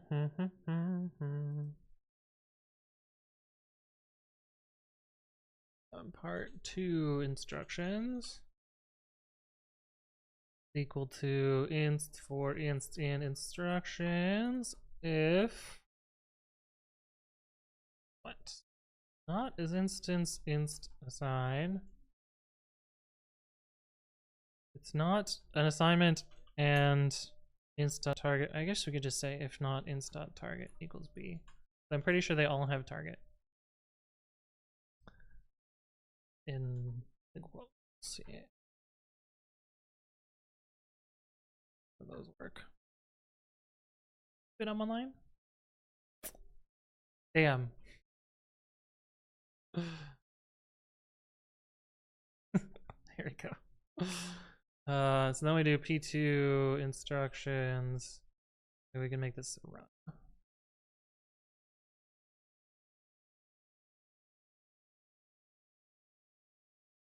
Oh, we don't even need to do any funky stuff here. We can just do run regs dictster int and instructions.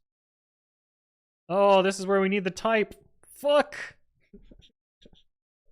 This is where we need that protocol that I got rid of. Oh well, we'll add it again. Yeah, I knew I should have kept it. But I think we only need the last 2 parts of it.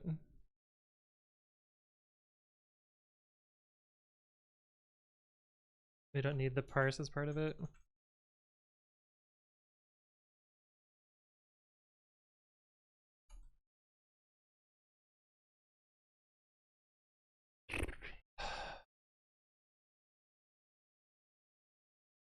Premature deletion is illegal in 27 states? Shit.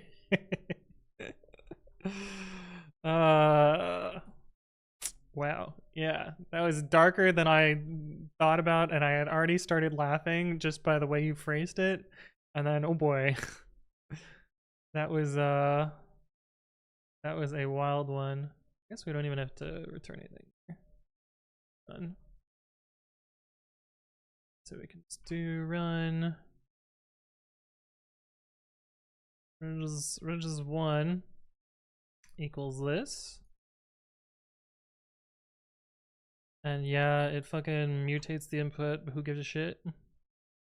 And then we do regis 2 equals b as regis 1a. And then we run with regis 2 and p2 instruction. Then we return regis 2a.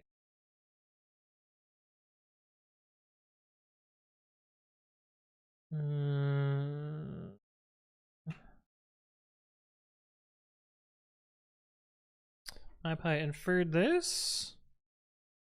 Instruction has no attribute target. Now it does.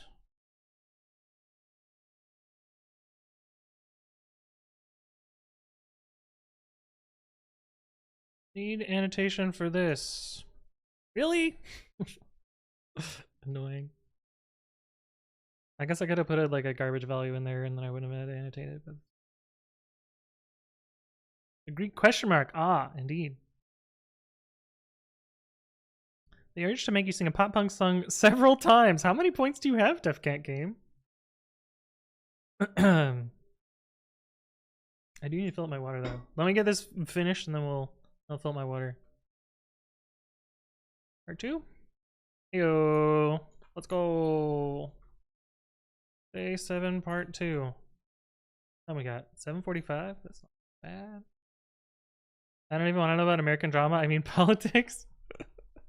It's basically the same thing, right? All right, I'm gonna fill my water. I will be right back, and we'll do some more. I'll see you in a sec.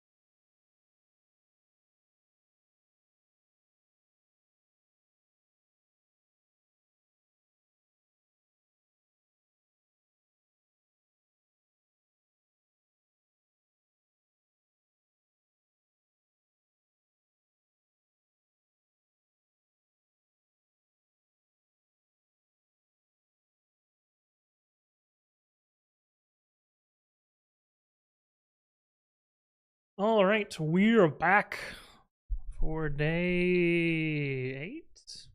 Ron, I think so. I don't know if Juice did day 8 though. I don't know what she was on. Is she streaming now too? No. Okay, we're good. Break any percent speed run? A quick 2-minute break.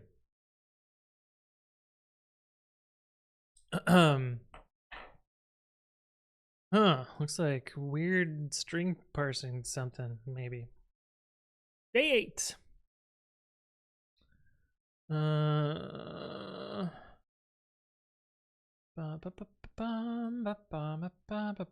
Escaping string parsing. Okay. Just between the number of characters in the code representation of the string literal and the number of characters in the in-memory string itself.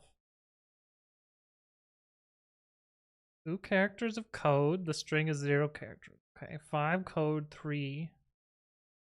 10 characters of code, but 6 A characters and a single escaped quote character. 7 in the string data. We gotta do octal too?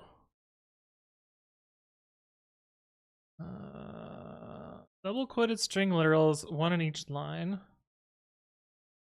The only escape sequences are backslash, backslash, which represents a single backslash, backslash quote, which measures a lone double quote character, and x plus 2 hexadecimal characters. Disregarding the white space in the file, what is the number of characters of code for string literals minus the number of characters in memory for those strings? It's just fucking literal eval? Or are there like non-escaped characters in the string file? How evil was Eric on the input here? Okay, how easy is this problem actually?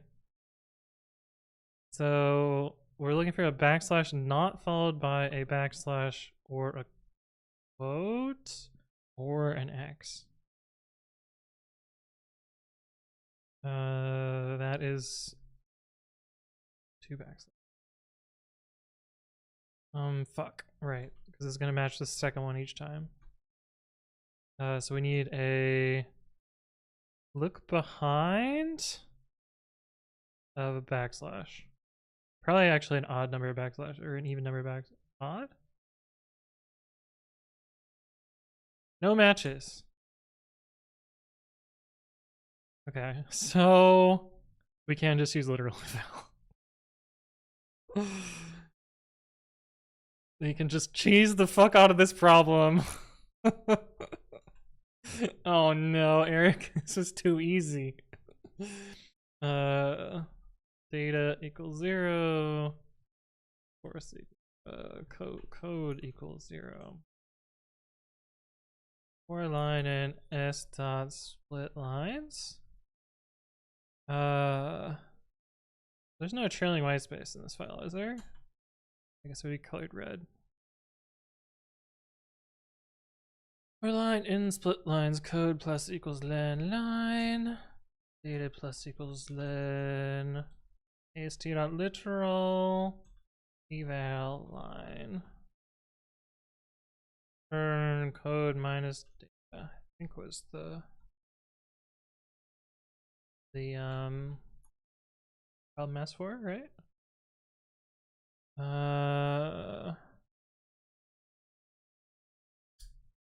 Let's take the example.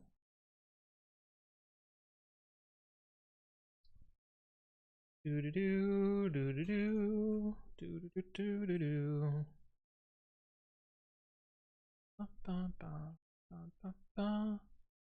XC7. Oh, we gotta make this a raw string. Funky. X27. Same fucking difference. And so then the expected should be 12.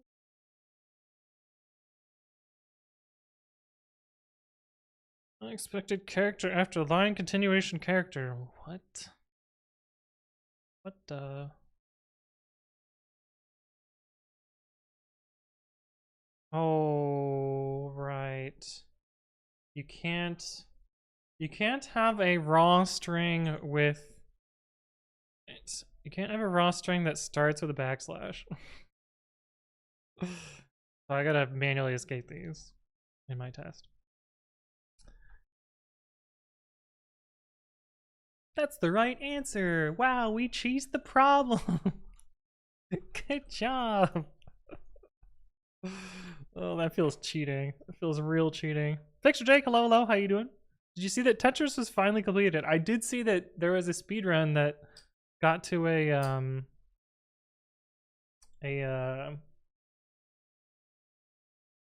integer overflow, which makes it restart. If that's what you're referring to. Also, I think I said hi to Fixer Jake, but just in case I didn't, hello again, Fixer Jake. Let's go the other way. In addition to finding the number of characters of code, you should now encode each code representation as a new string. And find the number of characters of a new encoded representation, including the surrounding double quotes. Oh. Okay, so we're double escaping them now.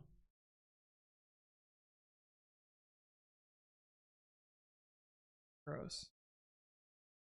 So unfortunately, we can't just... Hey, thank you for the 26 bits, Drunk Time Lord. Unfortunately, we can't just repper. But can we just JSON? I bet we can just JSON.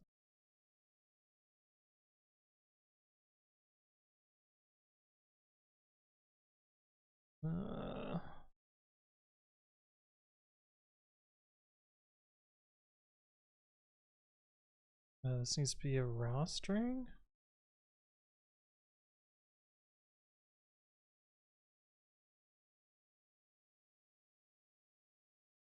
Yeah, you just JSON.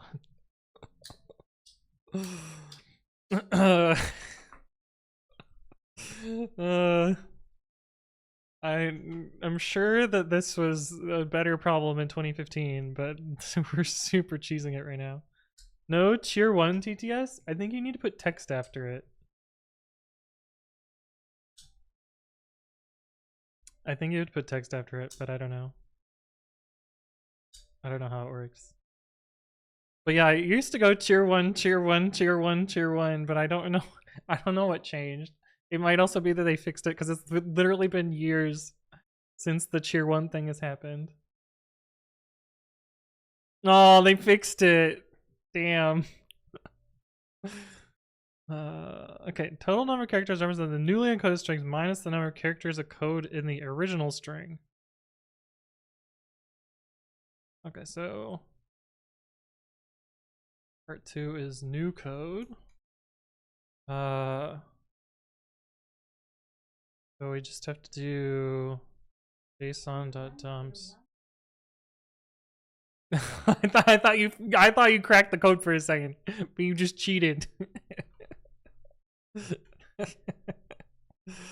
So this is new code. New code minus code. Do they give us the example here? So 19. Name error JSON is not defined. That's what I get for cheesing it, right? Oh, Eric, you made the problem too easy. Oh, so easy that it took 0 microseconds. Look on your face. I'm just glad I don't have to do the fucking string encoding stuff. I spent so much time doing goddamn string encoding that it's nice to be able to cheese it once in a while. Day 8, part 2. Watch Eric pop into chat right now. You know, Eric should have put like a fucking eval bomb in there. Not that it would have affected me, but it would have been funny for the JS people. All right, let's do the next one, right? It's only 8 o'clock. Day 0, day 9. Oh boy, that's like a traveling salesman sort of problem. Got him? Oh, did you get a good clip? Yeah.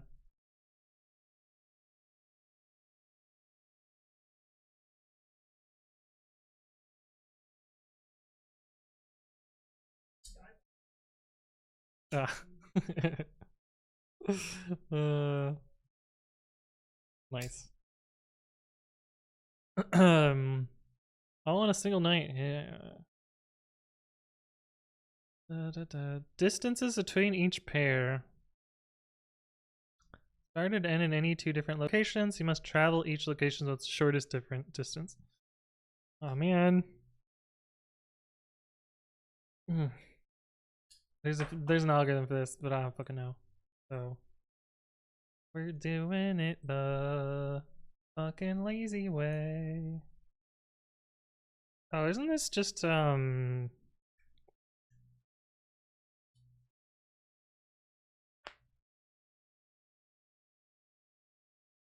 Dijkstra's, although we don't know the beginning and the end. So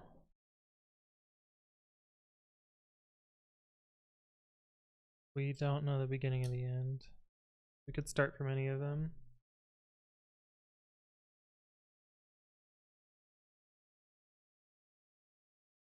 How many lines do we have in our input? Okay, how much do I need to optimize this?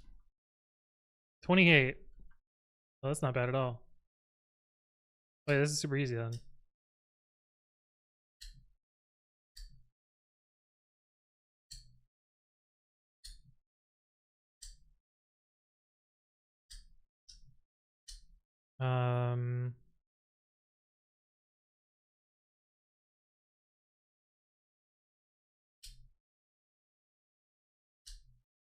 But we can backtrack though, right? Must visit each location exactly once. Okay.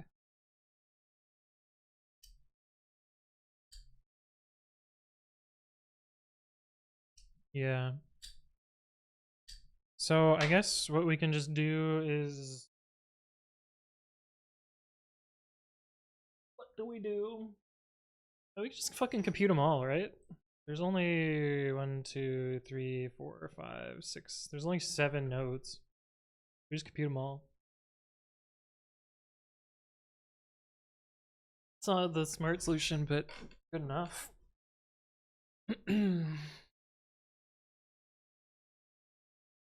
It's good enough.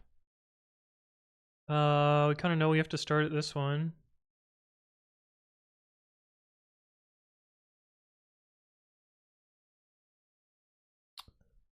Yeah. Yeah, we just compute them all, I guess.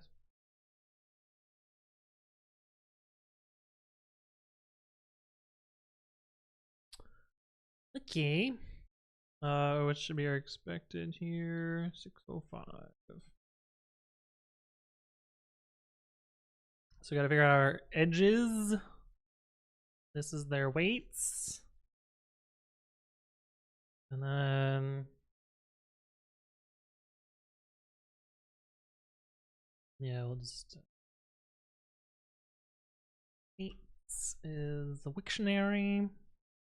And then edges is also a Wiktionary. But we'll do default accept. Or line and s dot split lines. Or something best something base s equals line dot split.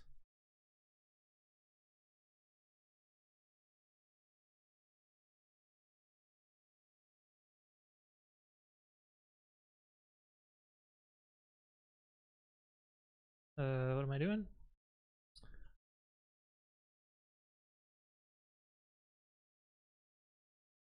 Edges source dot dest edges dest dot source.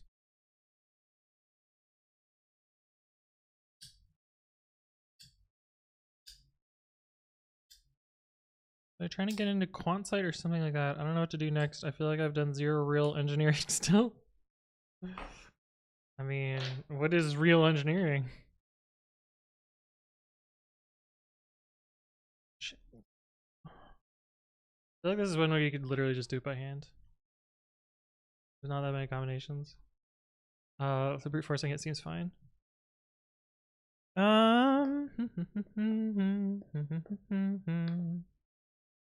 We just need to compute all the paths, I guess.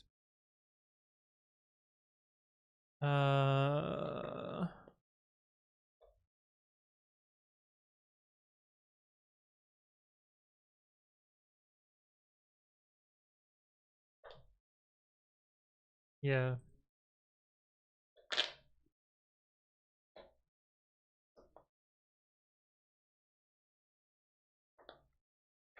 Like it really can't be that much that like this is short.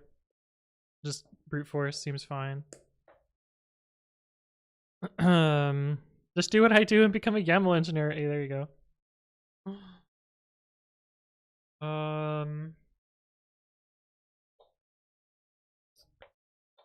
What? How do we represent these? Say our let's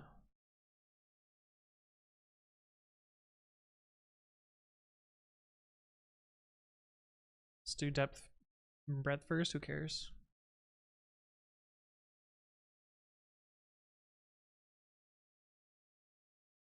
Q, what am I saying? Deck. And then we have to do K0, 4K in edges. Why did I do self? What the fuck am I doing? What am I doing?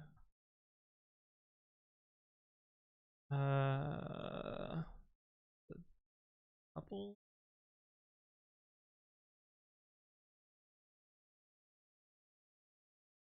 And we can do best. This dot max size. Well, to do path distance equals 2 dot pop left. If len path is equal to len edges, then we do best equals min dist best. Otherwise, we find all of the places it can go.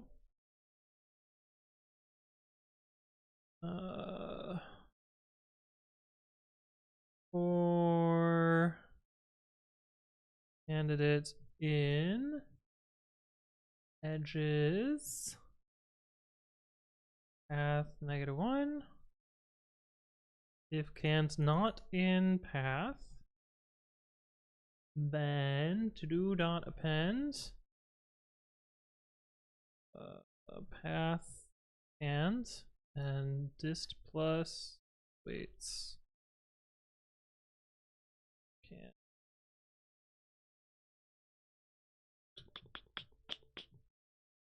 But we need more parentheses.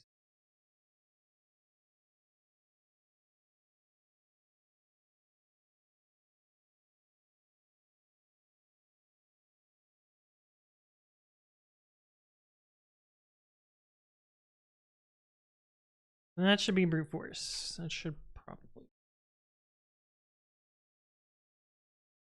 I need to actually make the syntax part.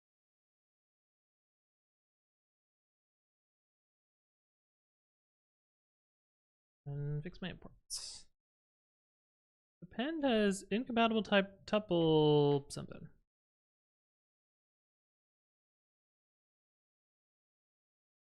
Tuple stir. Oh, it's gotta be stir dot. This is to do is a collections dot deck tuple stir dot int bracket squacket. Are you happy, my pie? You are. Yeah, that completed pretty quickly.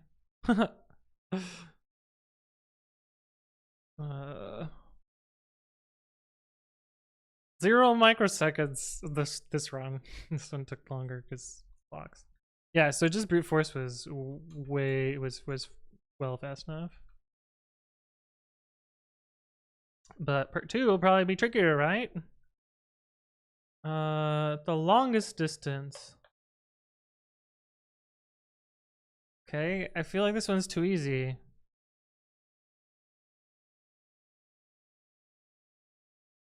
We just do X instead.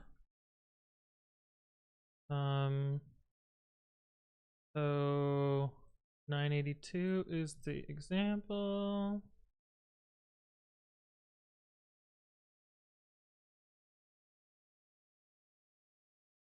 Seems too easy. Yeah, no optimization necessary here, I guess. I guess we're only on day 9, although I feel like if I named it day 9, it was a little bit more trickier. Savage Banana Suit, hello. How you doing? Oh, Anthony, you silly sausage. Disclaimer, I always don't know what I'm doing. Hey. Jake says my team is about to write a controller in Go though, so I'll have to actually write some code. Ah. You're doing React/front-end work right now, and I would prefer to do Amazon's key management service. Yeah, of course. Sausage banana soup? That'd be pretty funny. Day 9, part 2. Alright. Day 10? Yeah, we'll do at least one more. Day 10.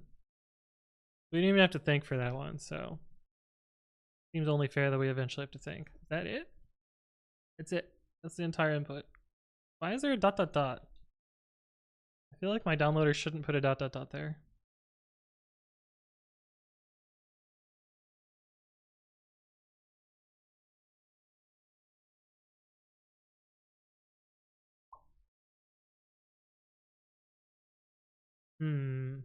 Yeah.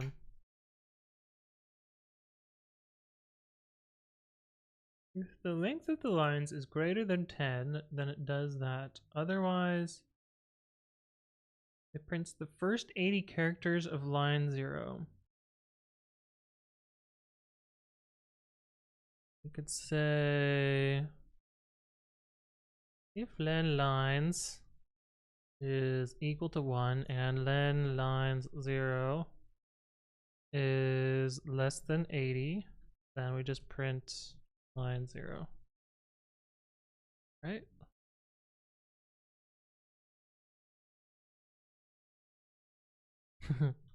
Weechmod to not writable. Yeah, that's better.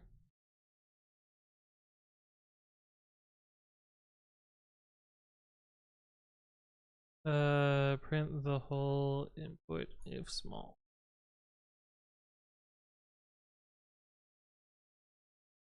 Okay. What's the actual problem? Small integer is usually a decent sign, I guess.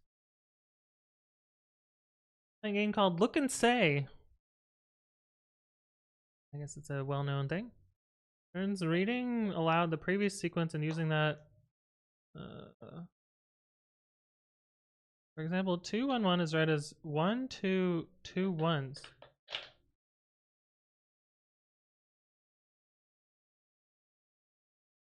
Okay, yeah, and then it becomes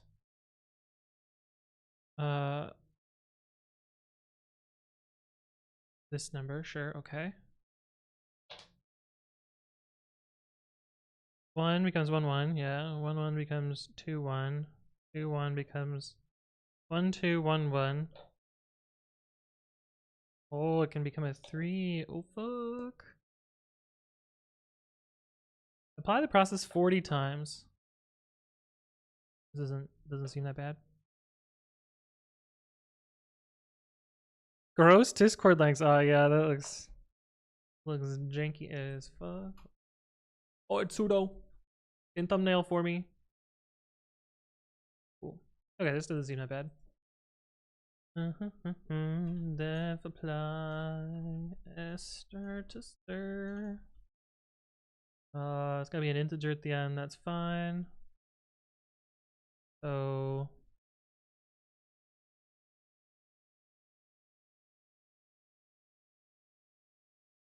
40, and we will apply just the string 1, and it will become this after 1 2 4 iteration.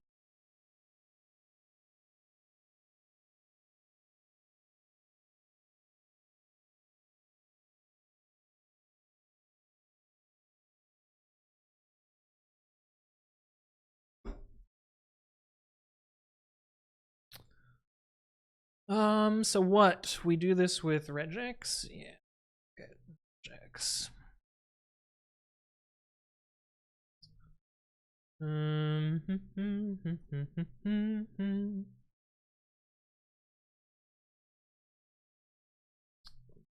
This.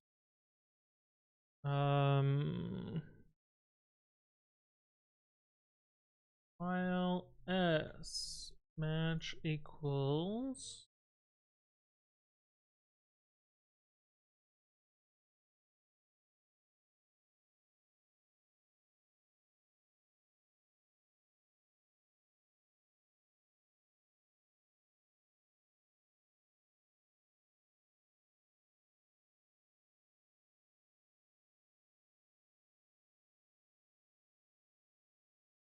Berlin match 1.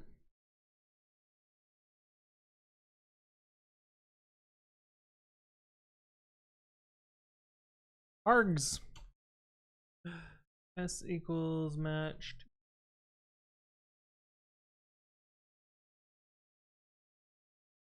I got a missing parenthesis somewhere, probably. Just guessing. And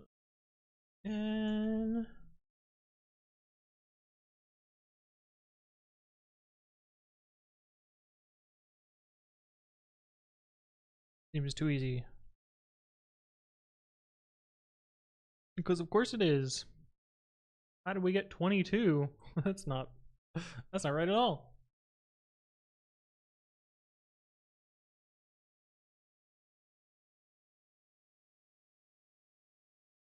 Oh. This isn't right. We need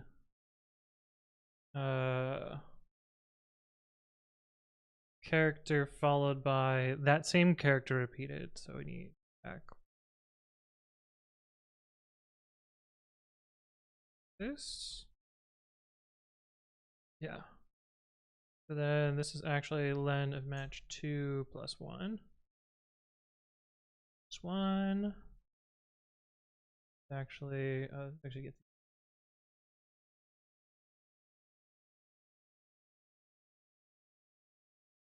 Yeah, so we match a character, and then we actually don't want plus, we want star.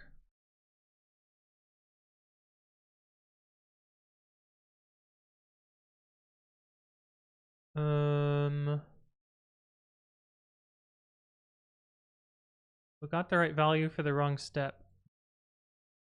Step 1, step 2, step 3, step 4. Oh, I just put the wrong fucking n. I just put the wrong n. This should.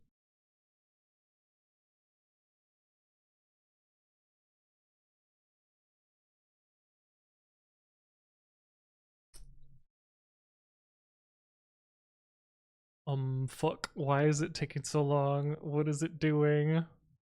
I guess we do start with a very large number. What is the length of the result? Oh. We do need to optimize this probably. Because I bet that number explodes. Yeah, we probably got like a memory error there. So what did it even do? Oh.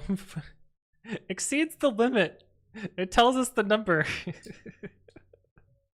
Oh, it tells us the number here.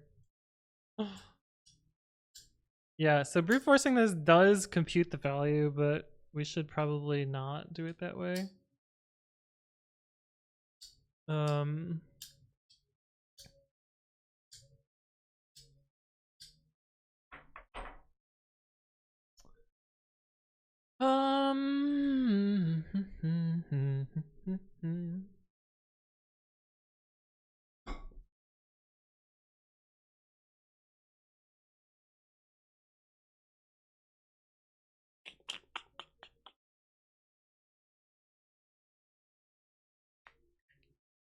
Do we actually care about... We do actually kind of care about the value, don't we?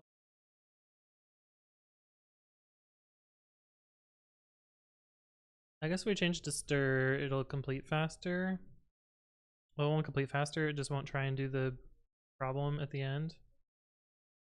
But I'm guessing that part 2 is like, do it 400 times. So this is probably good enough for part 1 to actually get a result, but then we actually have to fix it for part 2.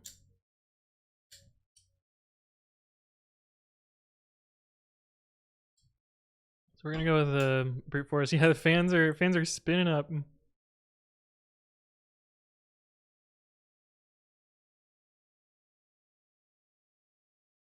What the fuck? Why am I still trying to intify it? Oh, because yeah. Oh wait, no, we're supposed to just find the length.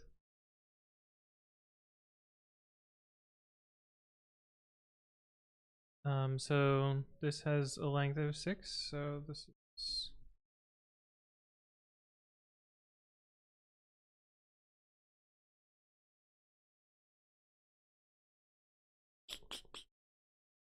Yeah, gonna definitely have to optimize. Bigger question is, will it take 0 milliseconds? I'm sure after we optimize it, yeah. This won't, because definitely a number of seconds elapse. It's only like very small. It's like, is that the clock doesn't have good resolution. All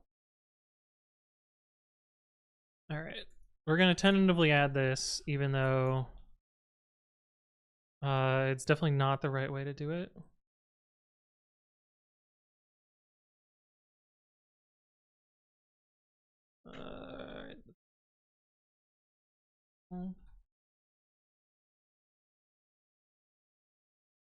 Yeah, because part 2 is gonna be like, do it a bajillion times. Now do it 50 times. Yeah, it maybe like worse each.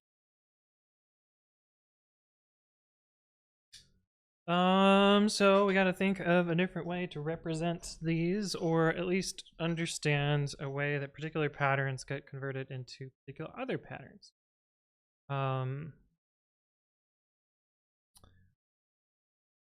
So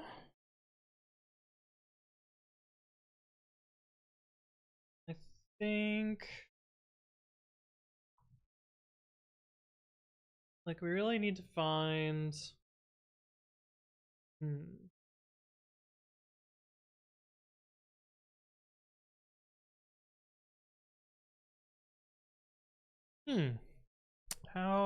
how do what do here? I'm running it 50 times is probably gonna be pretty bad. Because 40 takes 20 seconds, so it's exponential. But perhaps looking at the digits running will help. Curonix, thank you for the follow. Welcome, welcome. Hopefully you're doing well.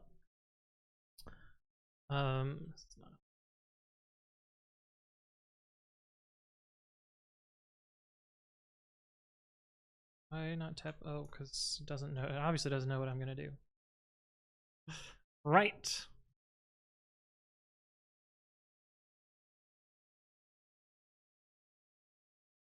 Change to 50.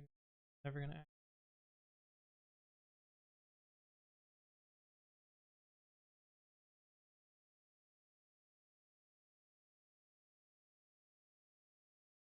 Yeah, so it gets slower and slower each time. I mean, admittedly, using regex is probably not the play here.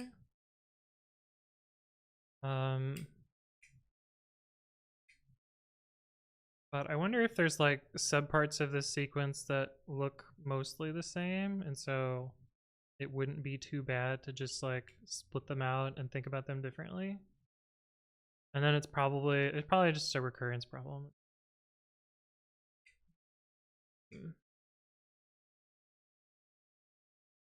But what is the recurrence problem going to look like is the question.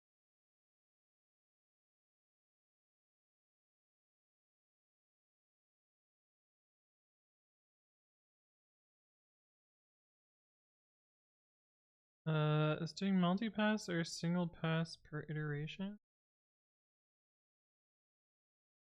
I don't know. It just says run it 50 times. So I think I have to just think about how to represent this differently, or at least how to understand how the sequence expands out.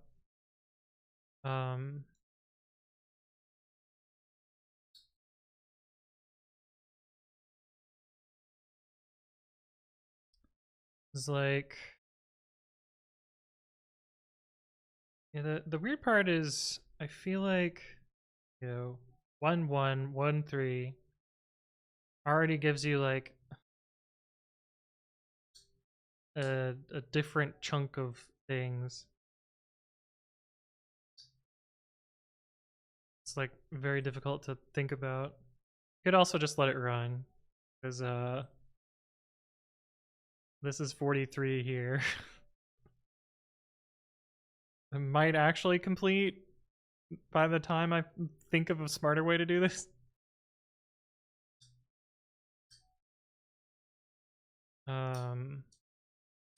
But yeah, I think I need to like understand more about this sequence.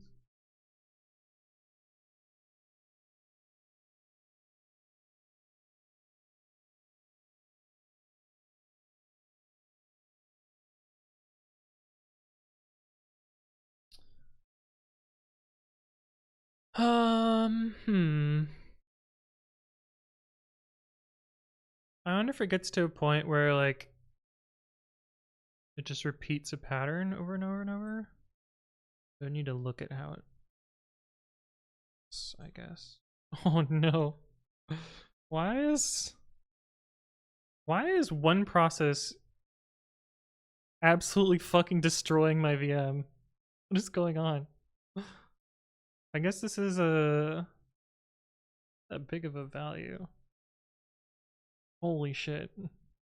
My computer is real sad. See if I can open up top. Not out of memory.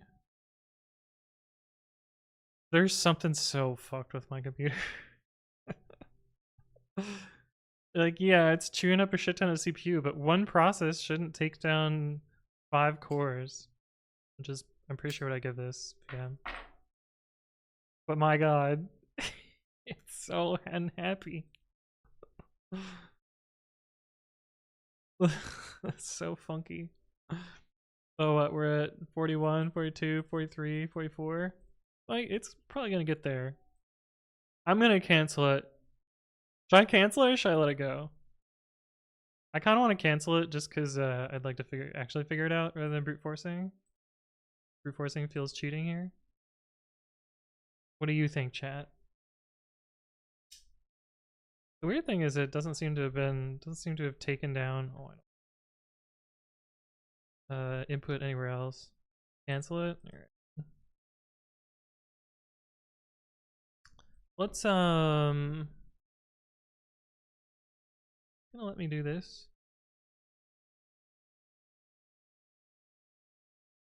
Oh, I'm in the wrong folder. Not.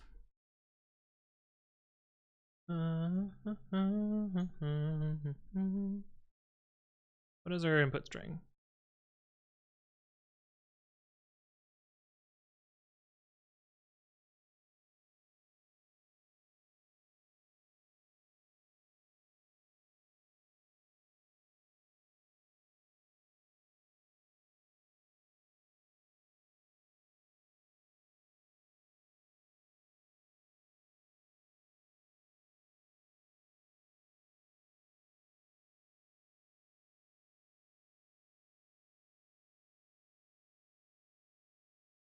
Well, that was not expected of. I thought it would show me S after it did the assignment, but it showed it before? This funky?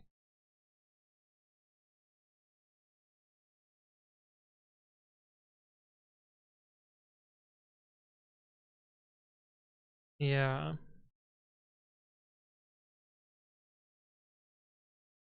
So, my guess is that you can probably take some substring of this and represent it as a count. And then take like the count and just increase the number over time. But the question is, how do we figure out what those subsequences are?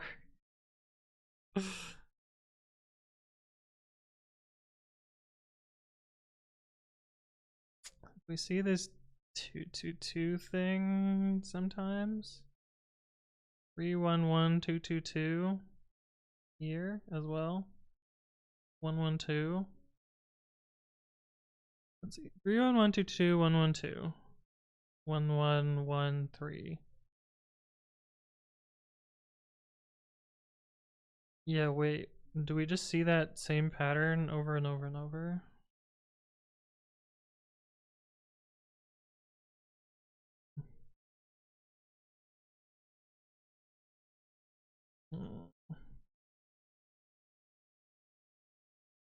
What was the thing that we saw? 311 222 112, something like that. We only see it once there.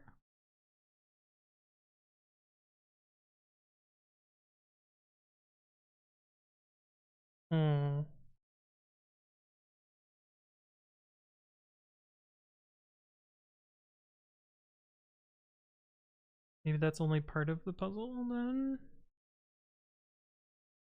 What other funny things do we see pretty often? Do we see that in this string too?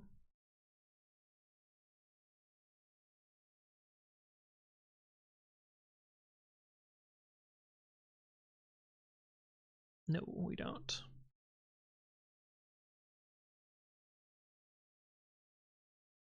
The beginnings does seem to alternate from this to something else. Like this 311, 311. You see it again here.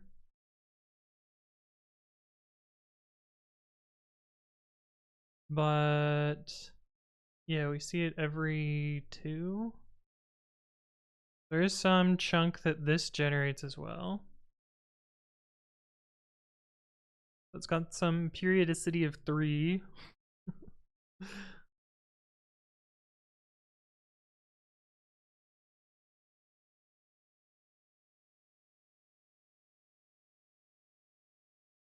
Three one one 311 222.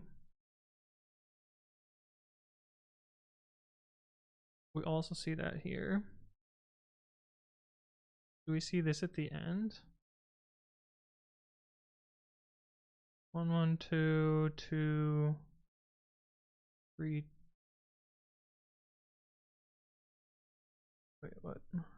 211 2 3 2 1. Okay, yeah. So this chunk and this chunk are the same, and so we're really just building out the middle. It looks like, but with periodicity of 3. I don't know what the fuck that tells me though.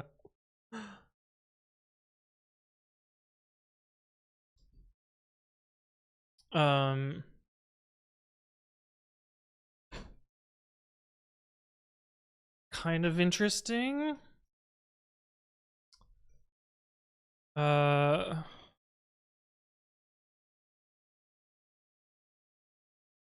we know that it kind of like doubles that part.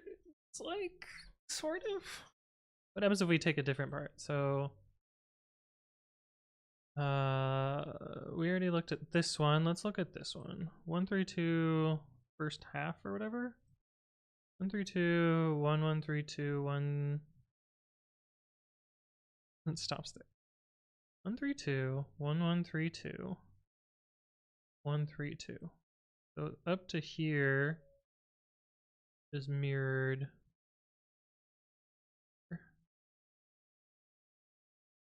And so do we see this other half at the end? 211 22. No. Some of it we do, but some of it we don't. Notice as I saw this episode, Bender goes back in time if you read all the numbers real fast. How you doing, Dota? Good to see you again. Okay, so it's weird that this one seemed to do the whole sequence was reflected. What's different about this one? Why is this one not the same? I'm guessing that there are like things that generate other junk and that this is not one of them. It does seem interesting that Mr. Game of Life Man's talked about this sequence. And we could probably open up Wikipedia and learn about the recurrence relations, but I kind of want to figure it out a little bit. Although we might continue this one next time because it is getting a little bit late. But I'd rather muse on it a while rather than just cheat into the end of it. How does Game of Life work? It depends. Usually you define a set of rules and then you translate a map to a different map depending on those rules. It is a very common advent of code problem. This is sort of a game of life problem, but or it seems similar to a game of life problem, but it's instead represented as integers. If you're born, you live, you die. That's the game of life. It is. I mean, that is also kind of how the programming one works too. Yeah. So we saw this 311, this chunk repeated at the beginning and the end of this one. I'm curious if we get the first half of this one in the next 311 chunk. 112, 113, 111, 2, 3. 113. This chunk is same as here,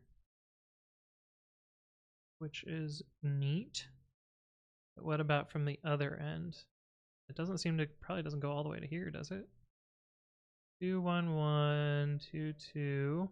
Oh, it stops immediately there. Huh.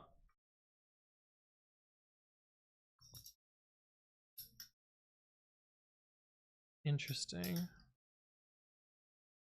Actually, in fact, it looks like this 112 is always on the end here.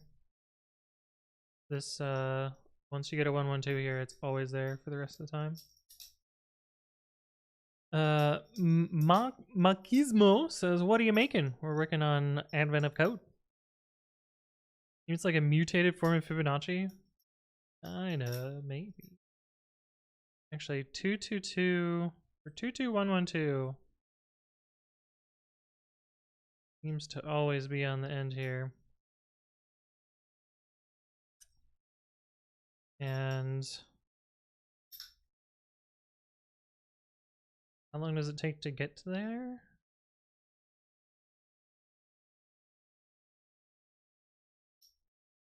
Interesting. I'm guessing that this sequence generates some number of sequences, some number of characters after it.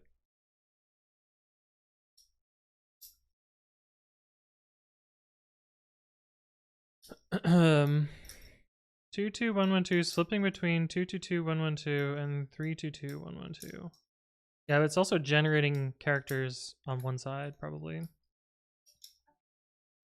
Crazy Dude 3K, thank you for the follow. Welcome, welcome. Hopefully you're doing well. I think the trick, though, is finding what the boundaries are somehow.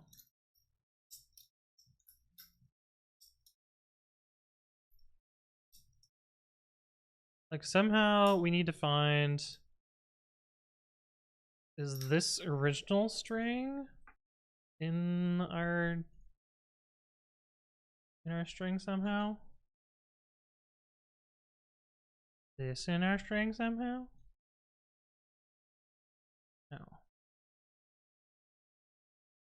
I feel like we need to find like the atoms that build up this universe and then go from there. The original string had 10 digits? 9, 10. This is the length changes over time. So +4, +2, +6. Oh, wait a minute. 4, 2, 6, 12. But then 8. Maybe. I was looking very suspicious up until that point.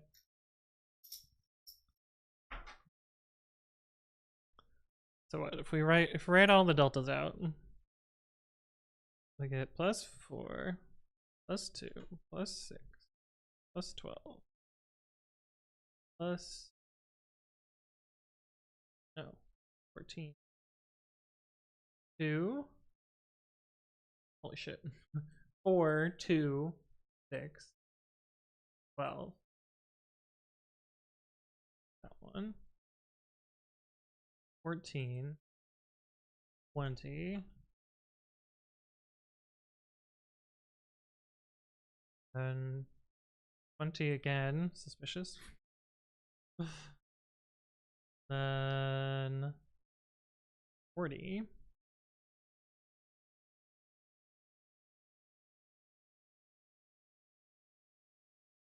And 26. No, not 46.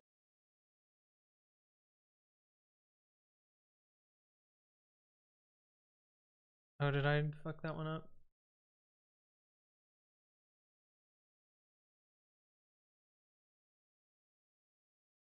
No, 20, 20, 30. Fucking my bad quick maths. I should have just had the computer spit this out. What am I even doing? All even numbers? Yeah. Let's make the computer spit it out. Then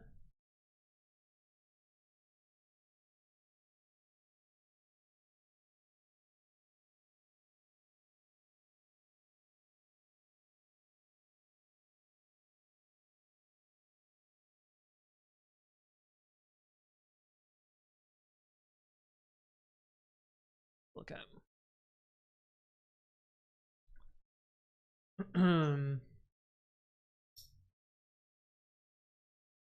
Yeah, the first three were like, oh yeah, that looks like Fibonacci. The first four were like, oh yeah, that looks like Fibonacci. And then the fifth one was like, ha, get fucked.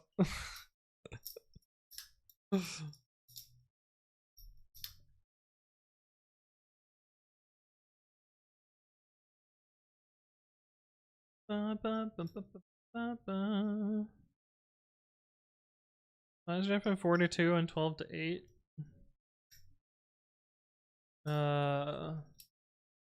2, 3. Yeah, so I've noticed that there's like a recurrence.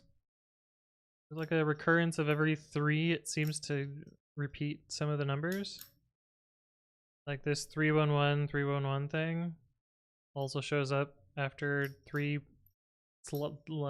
jumps through it. So it kind of makes sense that like it decreases after the 3rd one and then also after the 6th one. Just because that seems to be the recurrence. I don't really see any pattern here, which is fine, I guess. So I think it's really just thinking about this problem differently.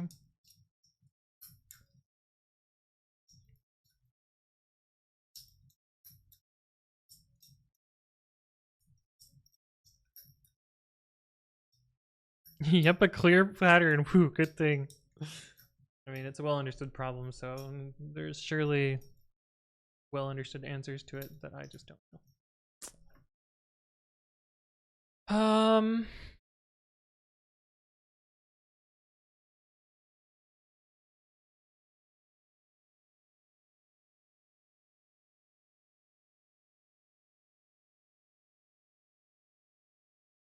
4, 6, 12, 24. What?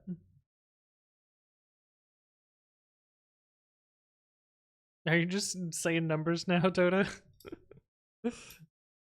That seems patterny.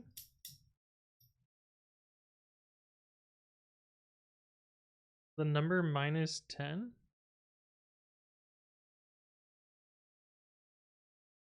What do you mean?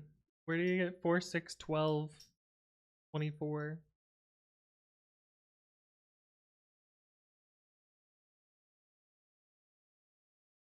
Oh, you mean like the number of added digits here from the original? 4, 6, 12, 24.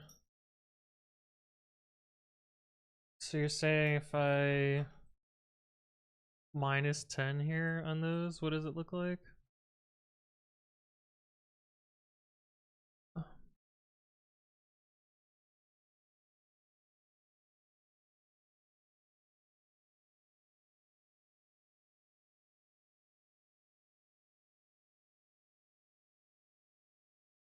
4, 6, 12, 24, 32, 46, 66, 86, 116. I don't know. This doesn't seem that patterny. It comes some, right? Yeah. I don't know. It doesn't seem that patterny.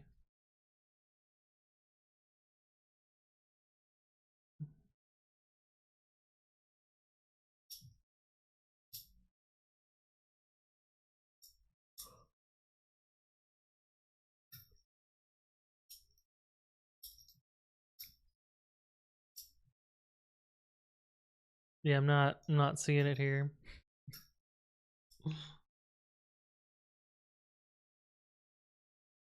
I still think that I need to like find parts of this that generate other parts and just represent that somehow.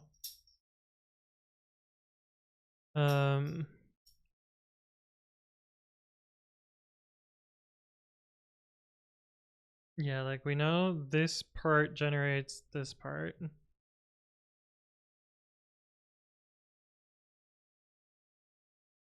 And then 1, 3, 2, 1 just doubles itself.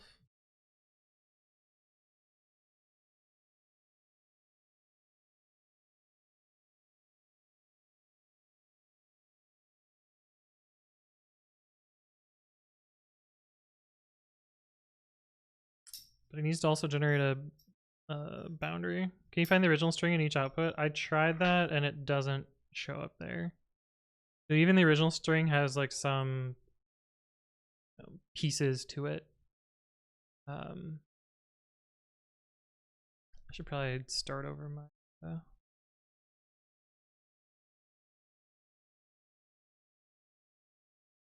it's gone.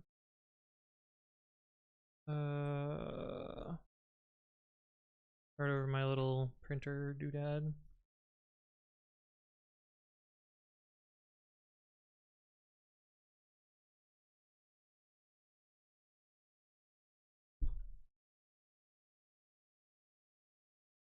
So we get better things here. Are you sure the original string has stuff inserted in the middle effectively? Yeah. Yeah, 1, 1, 2 will always reproduce itself because there's 2 1s and then 1, 2, so you'll always have 2, 1, 1, 2. This 2 might be different though, because you could have 2s next to it. I guess no, the 2 will always be the same. This chunk will always preserve itself at the end. The question is, does like everything converge to having 2, 1, 1, 2 on the end?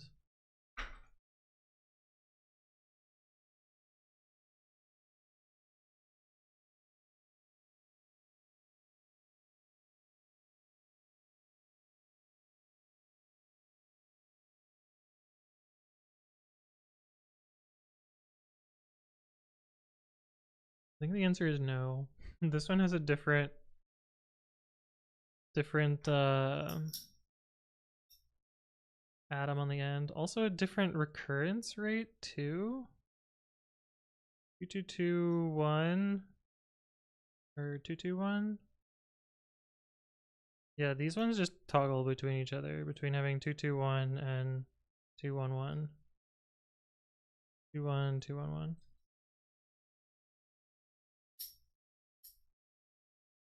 Wow, so Clutch was streaming. Hello, hello. How you doing, Wow, so Clutch?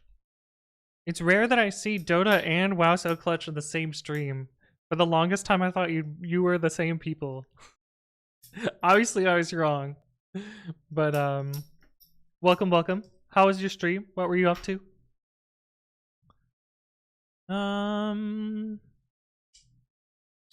Yeah. Dimitri says Ori is a pro streamer. Hello, hello. How you doing? What were you doing? Were you gaming? Were you coding? Were you? And I did the SO command this time instead of raid. Yeah, so interestingly though, this string does eventually converge to having this 3, 1, 1 on the beginning. He's also Canadian? He's Muscle Clutch Canadian? More biking. Ah, right. Your biking streams. Nice. It makes sense we could be the same Canadian. That's cool, that's cool. I guess I have quote unquote unlimited data, so I could stream biking too, although I would need to drive somewhere away from where I am. Zwift, so gaming. Oh, so digital biking? Is that how that thing works? I forget. It's Zwift again. Zwift. Ah, indoor. Gaming Viking. Cool, cool, cool. Yeah. Cup of Tim's, box of Timbits. Boom, you have a Canadian. It's true. We have Timmy's in not Canada where I am. Yeah, I feel like this 311 bit, this is like the piece, the interesting piece of the puzzle. Tim's has expanded in the US. Tim's has been here for decades. I mean, I can drive south to Canada from my dad's house. How many do you have? Let's see. How many Tim Hortons are in Michigan?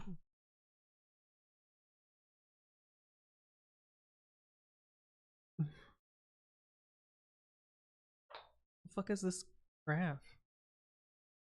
Number of Tim Hortons. This is what I want. What is this percentage though? Oh, I guess I have the most Timmied up. Oh no, New York has more Timmies than Michigan.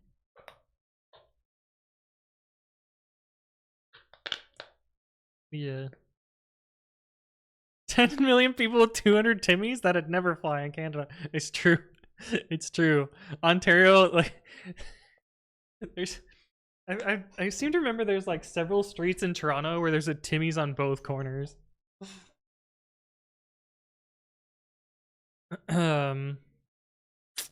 These poor states don't know what a Timmy's is like. Cities with the most Timmy's, here we go. Buffalo, New York has 32 locations. Oh, one of the worst cities ever has 32 locations too. Warren, Michigan has 7. Huh.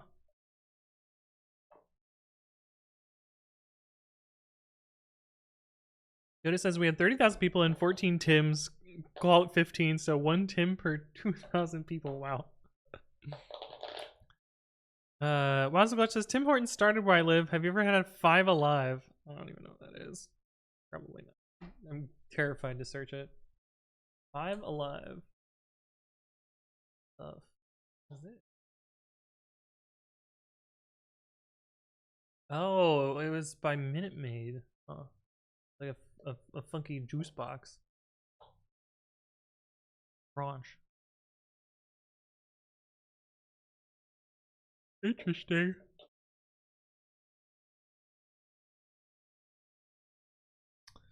By the 90s, they were no longer produced in the US, so I've probably seen them, but nope, never had one.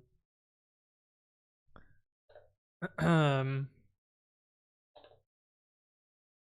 we know where all the Canadians are. Drink, it's safe, just only in Canada for some reason. Yeah, I mean, they probably didn't have enough sugar, so it didn't succeed in the US. Basically, find your nearest Tim Hortons, and there's probably a bunch of Canadians within a drive-through length away. Yeah.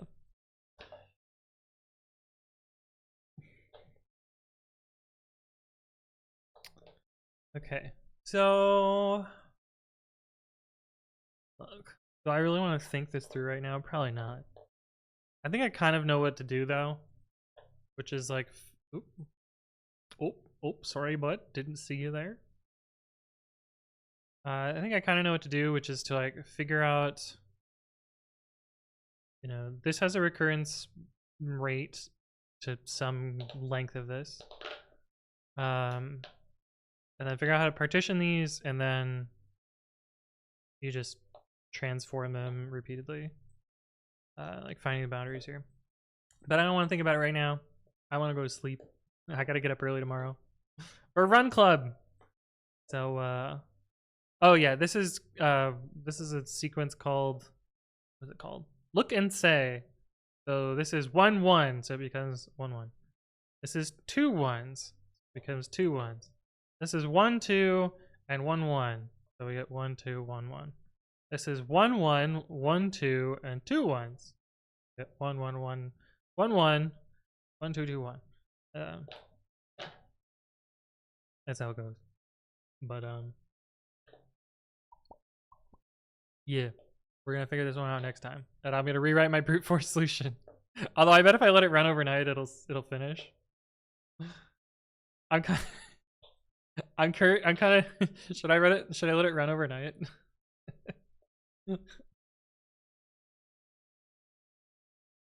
Like, my computer's pretty fast. 50 iterations of this isn't terrible. Just use AI and you'll be more productive. Heat your house for free. Yeah, it's not exactly free, but should I let it run overnight chat? I still kind of want to figure out the problem and the answer though, but I think it would be funny to see what happens when it gets brute first. Flame grant that the fire will make the regex go faster. I mean, the regex is probably most of the slow part. Like, I'm kind of curious if I replace the regex with just an iterative, like how much. Let's see how much faster we can make part 1 before we brute force it slowly. So part 1 takes, I think it was like 20-ish seconds with regex. We can probably do it better without the regex.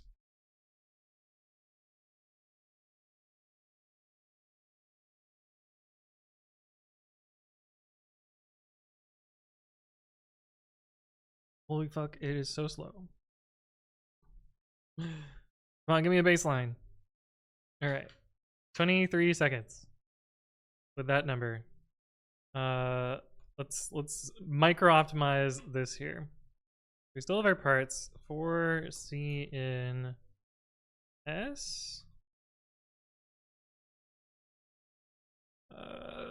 If n equals 0, then C equals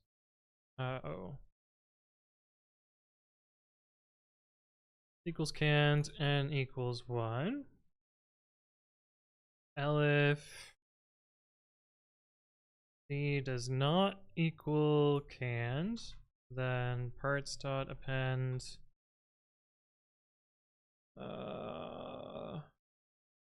n. We could just do extend. N and then C equals canned, n equals 1. Now we got to do the same thing at the end.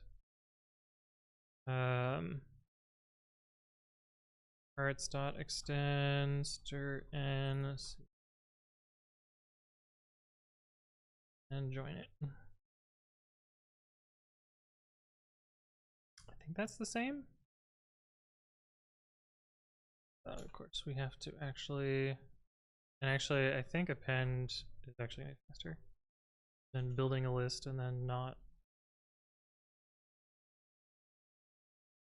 Args. I did it again. And stir and parts.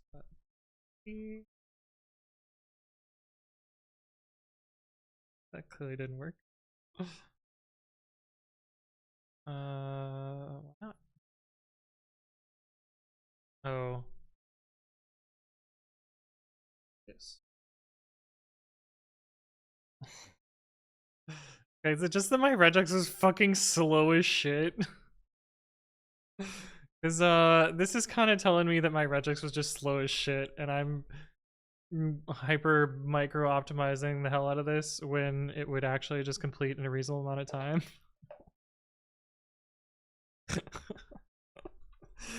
God damn it.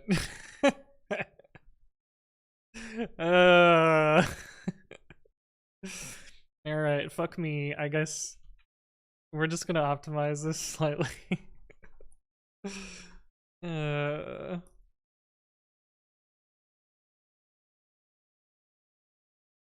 we don't have to micro optimize this. Okay, so maybe regex is a little slow. Yeah.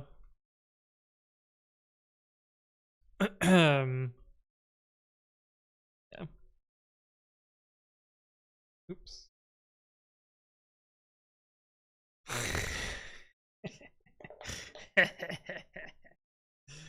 Okay. Fine. I really like my regex solution, but goes to show regex slow as shit. I'm not surprised. Like it shouldn't have backtracked.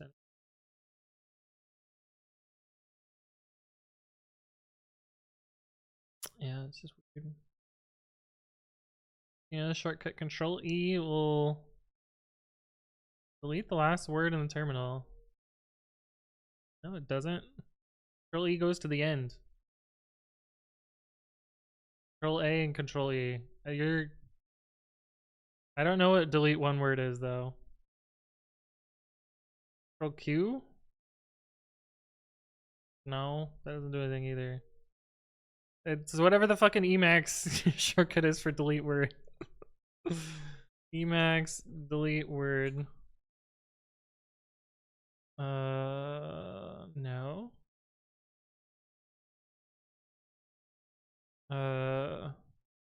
Backward. This one. Meta delete. I don't think that's what it is either.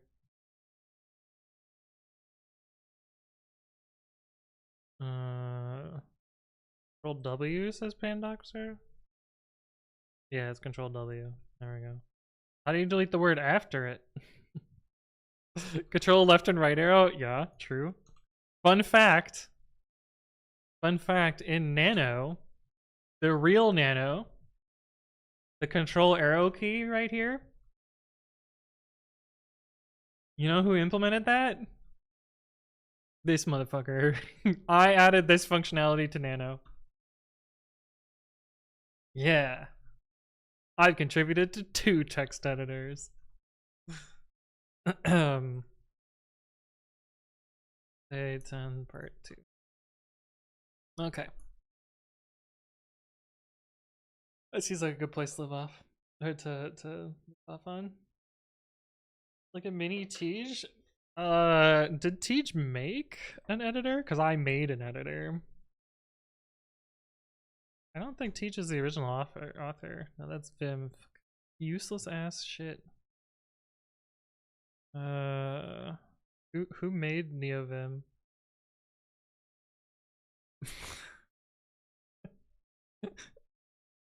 John NeoVim Senior. Yeah, that's fucking fake as shit. Okay, yeah. This guy, I guess. But I made an editor. Like from scratch. Not trying to one up Tej, but